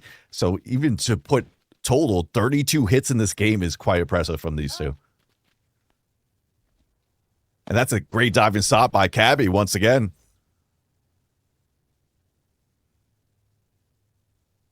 What a play. What a play indeed. That was a quick inning for Frosty. Quick inning. It was just me coughing my face off the entire time. I thought I should have just said I wasn't sure. I still want to cough. Take it away. I should just Take it away. All right, no worries. Here we go. Bottom of the 8th, we got Cabby leading off here for Alex. Magic numbers 2. He gets 2 runs here in the bottom of the inning. The game is over. And that would be the second mercy of this 3-game series. Let's see what Cabby could do here. We got 2-1 pitch here. Remember, Pete Fairbanks on the mound here for Frosty. 2-2 pitch. Cabby hits it far, but I don't think that's going to be fair. That will go full foul. And man, he is all over that. Yeah, he's all over that. Here's the next pitch. That's a dotted up high fastball for strike 3. Now we got Yandy up, top of the order here for Alex. See if he can get Slinky going, or if he's he's going to roll that over to Cabby. That's going to be out number 2. Maybe Alex was just waiting to get 2 outs here to start hitting once again. That's what it is. He gets out quickly twice, and then he goes, okay, I'm ready. And then he starts playing for real. Which, if that was the case, That would be the most psychotic behavior on the planet. That would. But now we got Brandon Lau up at the dish. 2 for 5, 1 big home run, 2-run home run to take the lead earlier in this game. That's going to get through, and that will Have you heard it before? the winning run at home base. And look who it is, Tyler. 2 out, base knock, Danny Jansen. Oh, he stayed aggressive. That one's going to be skied high, easily caught. We are going to the 9th inning. Peter Fairbanks did a terrific job for Frosty. 3 more outs, 8 runs to come back here. Either Alex takes here, or we're going to see the biggest comeback, maybe, hey, in I'm quite still a bit looking of for time. my extra innings, okay? And Frosty's good enough to be able to slap the baseball and get some runs. I'm just saying. There's that one is crushed. It's no doubt. It's gone. It's Brandon Lau. No touchy. Doesn't matter. Big boy bomb. And the deficit is cut to 7. That almost sounded like I was memeing. Like I was like, oh, Chris Paul with the 3 to cut the lead to 42. But in this game, you never know. In this, it's different. It is. It takes that one hit to get you back locked in, just starting to feel again and piece up the baseballs. We'll see what Frosty could do here. He has Caminero, all these righties here. Let's see. Oh, we go to the pen here. Yep, it's Alex Fado coming on. Slider. Fouled away. 0-1. Caminero. Inside, ball 1. Ball inside. Fastball. 1-1. That one's going to be smoked up the middle, and Frosty and Caminero. It's just the way it is. He's good with him. Yeah, I mean, that's has to be 6 hits in the last 2 games, if not more. I almost think it's more. I mean, he's just been smacking it so good with him.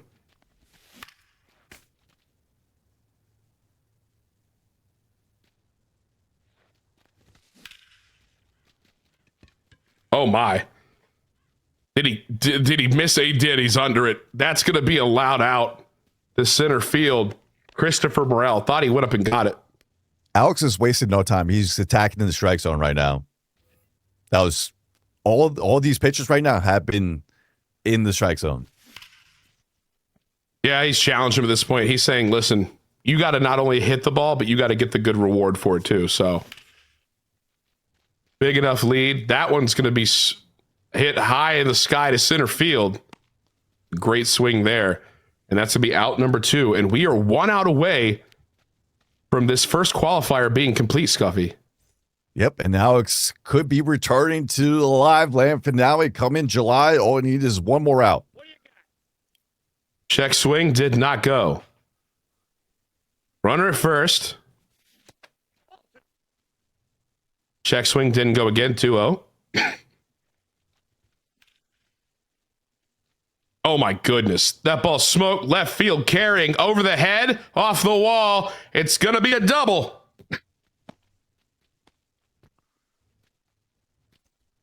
And here we go. We got Richie Palacios. It's pitch it before. Palacios to center, and that will do it. So Alex has secured the dub, and he's going to Tampa for the Sunburst Invitational. He's getting that blueberry drink with us come July. He sure is. He sure is. We're getting that blueberry drink again. Place was magical. But and here we go. Oh, but what a performance. I mean, we got 3 games, what we wanted as a viewer, as a broadcast. Great 3 games, but Alex, game 1 and game 3, the difference, his plate discipline, not only that, just he got those big innings. 6 runs in the last, I mean, in that 8th or 7th, and then 3 or 5 after that. I mean, he just put on big innings, and Frosty couldn't respond there. I mean, both these guys are absolutely insane hitting wise. It's just, both pitching and hitting. Alex, the takes were phenomenal today. The PCI placement was beautiful. Yep. Like, I mean, everything was just clicking for him today. Like he said when we interviewed him before, he was like, I came home from work and I feel good. He felt good. He showed it. And he said he was taking the momentum from last night to tonight. He said that helped. Showed in game 1, and it didn't go his way in game 2. Frosty played a great game. I mean, that's just what happens when you play a top player like Frosty. And then in game 3, it just felt like he was right back locked in. And the 2-out hitting, how impressive. To do that with 2 outs and put up multiple runs, not just like 1 or 2. We're talking about 4, 5 to 6 to 7 runs with 2 outs. His best swings came with 2 outs. I mean, like, he was a different being with 2 outs. I don't get it. That's insanity. I wish I had that clutch factor in me, just a fraction of it. It was insane. He really locked in. We saw not once, not twice, numerous times. He just turned the switch on. Yeah, but either way, shout out to both players between Frosty and Alex putting on a show for us here tonight. We'll definitely see Frosty back here in one of these Qualifier championships. I mean, we'll definitely see that rather soon than later. So we'll see what happens there for Qualifier 2 and 3 or 4. But for now, it's all about Alex making his way back to the Live Land finale. Tried to claim the championship. He was in the finals of the Live Land finale. I'm sure he wants to get back out this time, win it all. That's true. We're going to see him back there, and we're going to see a couple more people come with these other qualifiers, which you can sign up for. I'm sure we'll see Frosty in the next qualifier as well. The guy's too good to probably not see in another finals, at least. So that'll most likely be happening, but you can sign up today for the Sunburst Invitational. Qualifier 2 is when, Scuffy? Qualifier 2 is April 24th to the 28th. You can do exclamation point play in the Rays Twitch chat. That'll give you the link right there. Also follow on all social media. They'll give you the link over there. They'll broadcast that. Of course, you can follow either myself or Tyler over Twitch. We'll be able to send you their way as well. So, but yeah, this is only Qualifier 1 of 4. We got a lot more action coming your way this year.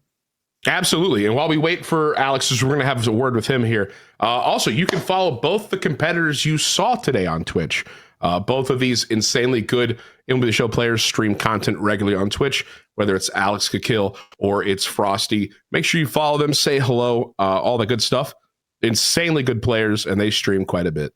Yeah, and when you watch them, you pick stuff up that you could implement in your own game. So just watch them, see how they do. I'm sure from watching this series, you could pick stuff up, and it's always helpful to watch these top players play their games. And hey, we got a big week coming up this week too. We got Weekend Classic coming for MLB The Show 25 for the first time ever. I'm sure those guys go and want to get the 6-0 Immortal banner or icon, I should say, come on Friday. All the stubs and the packs, it's going to be a lot of fun. Yeah, all those stubs and packs. It's going to be a fun time. It's going to be super awesome. I think we've got Alex coming. I think he's just going to the bathroom real quick. You know, he's for a little interview. Probably celebrating a little bit with the family and, you know, get high back fives into all it. around. We'll talk I'm about going back to Tampa. Yeah, we'll see him there. But, oh, man, what a night so far. I mean, what a night in general for the first Qualifier championship. And I really can't wait to see how everything plays out for the next 3-1. I'm curious, can we show the bracket one last time just to see how we ended up? Yeah, let's show that bracket. And there we go. This is how everything ended up for on Sunday into tonight's game. Let's just recap Alex's run here. He started out on, remember, he was the #1 seed coming in, and he won it here. But he started out with Bear down, able to win over there. Played JoJo 1 of 2 times, won against JoJo there. Then faced Cafe in the winner semifinal. Cafe got the best there. Went to the losers bracket. Had to face Zazzy, another tough opponent, year 1 champ. Able to get there and then play JoJo once again. And Cafe and able to clinch a spot here tonight in the Qualifier championship, and then face Frosty in this best out of 3 and able to win in game 3. Do or die game. Love to see it. Yep. Was able to give Frosty his first loss in any of the qualifiers we had seen from last year or this year. So pretty crazy run there for Alex. But I think he's ready here. He's ready. Oh, perfect. Let's get him going. We can bring him in. Alex, congratulations. Hey, can you hear me? We're going to be seeing you. Yep, we can hear you. Okay. Can you hear us? I can hear you. Yeah, I can hear you. Okay, yeah. Cool. Yeah. Congratulations on your win, man. I got to ask you, all right? What the heck are you with 2 outs? All right, because dude, you're an animal. I honestly think it's more of like hopping into the first inning, right? Or not the first inning, but the first debut of the inning, and then I start off kind of cold, and then it takes me like a little bit to get warm, and then like by the second out, I'm like, I'm ready, right? So I think it has to do with that. It takes me a while to get ready, but once I get going, I mean, oof, yeah. I mean, you with 2 outs, you were, to put it lightly, you were a freak. All right, it was insane. It was like the clutch factor went up to 125 here every bat. Let me ask you, the takes, the patient at the plate to set up the hitting counts was absolutely great to see. I mean, is that how you want to go? Be patient at the plate, look for your pitch, and then attack from there. Yeah, I mean, I kind of knew how he was going to pitch me. So, I mean, I was just like basically waiting for the pitch that I wanted to hit because I knew he was going to like try and like, nibble around the corners a lot. So, I mean, I was waiting. I was patient. I mean, I got a lot of a lot of 3-2 counts. So, my game plan was to be like, just take everything on the corners and then just swing at, a mistake. Awesome. So, who would you say was your MVP for this run? Who was that dude that was the big guy? Oh, my MVP would be probably Danny Jansen. Yeah. And even when he wasn't like doing something, like I was on, like even in like the last inning, I was on that slider, I think it was middle, and it didn't leave. So, I mean, he was just insane for me. So it's either him and then obviously Bilal with the home run to get the momentum back, the perfect. So, I mean, yeah, there was a few in there that really clutched for me, but for sure, Danny and Bilal. Mm-hmm. Now, this is going to be your second straight year going to the live land finale. This time, you qualify early. The first qualifier, I believe you qualified in the second last year. How does it feel to get that out of the way? And just knowing that you're going to be there come the live land finale come in July. Oh, dude, it's a huge weight off the shoulders because then, honestly, I was more worried about, my work schedule going into, like, the next qualifiers. So, right. I mean, yeah. So, I mean, it's perfect that I got it out of the way right now. So, I mean, I'm super excited. It's going to be a blast. I'm ready to go. Yep. Well, we're excited to have you down in Florida again. It'll be a good one here. Thank you. Yep. I was going to say the one thing that's going to be different from now to the live finale is see how the roster is going to be. Oh, I think that was a adjustment. We could have Misner, I think Mangum too in there. Austin Kim might be back, so there's going to be a few cards in there that are going to be there that we're in here right now. So for sure, yeah. It'll be very interesting to see how the roster plays out for sure. But congratulations on your win and cementing yourself as the first finalist to be in the Sunburst Invitational in July down in Tampa. Thank you so much. Thank you. Oof, yeah, thank you. Great win. Crazy. Congrats, man. Thank you, Scuffy. Thank you, Dimmu. Congrats. Thank you. And there you have it. Alex first one to qualify. What a night. What a night. We have done our first qualifier. It was electric. It was. And we get to do it a couple more times. I know. This is always fun to be in the booth with you, bud. Yeah, it's always a pleasure. Just next time, hopefully I'm not hacking my lungs up. No, you did great. Chad, he did great here tonight. He carried it here in the booth. He still did great. But no, it was absolutely fun. We had a great time. Remember, if you would like to sign up for the Sunburst Invitational, you can. The qualifiers, the second qualifier is you can sign up for now. And again, that date is when, Scuffy? April 24th to the 28th. Remember, it's Thursday, Saturday, Sunday. You have that day off on Friday, just in case you need me make time, schedule. And there we go. And remember, format is different. Just a little reminder. Day 1, Day 2, Hall of Fame. Day 3, top 16 bracket, double elimination on Legend. So make sure you have those changes noted. Sign up today. If you're in the Rays chat, !play. Sign up for that. And shout out to the Rays for throwing this again. It's always a pleasure. 3rd year in a row now. Yeah, it's flying by already, it feels like. Also, next qualifier, new stadium. Ship it. New stadium, indeed. Yep. So that'll be fun to see how that plays. We'll see how Ship It plays and go from there. But yeah, always fantastic to be here. Once again, shout out to the Rays for putting up this event. for the third year, and for us as an MLB community to enjoy, to watch the top guys go at it, and then to watch it live too. That's just the icing on the cake. So I can't wait to see it come July. It shall be fun. All right, well, Scuffy, I think that's pretty much it for us. That is. I think we have to say goodbye. Until next time on the April 28th. We'll see you then. All right, have a good rest of the night. Peace out, guys.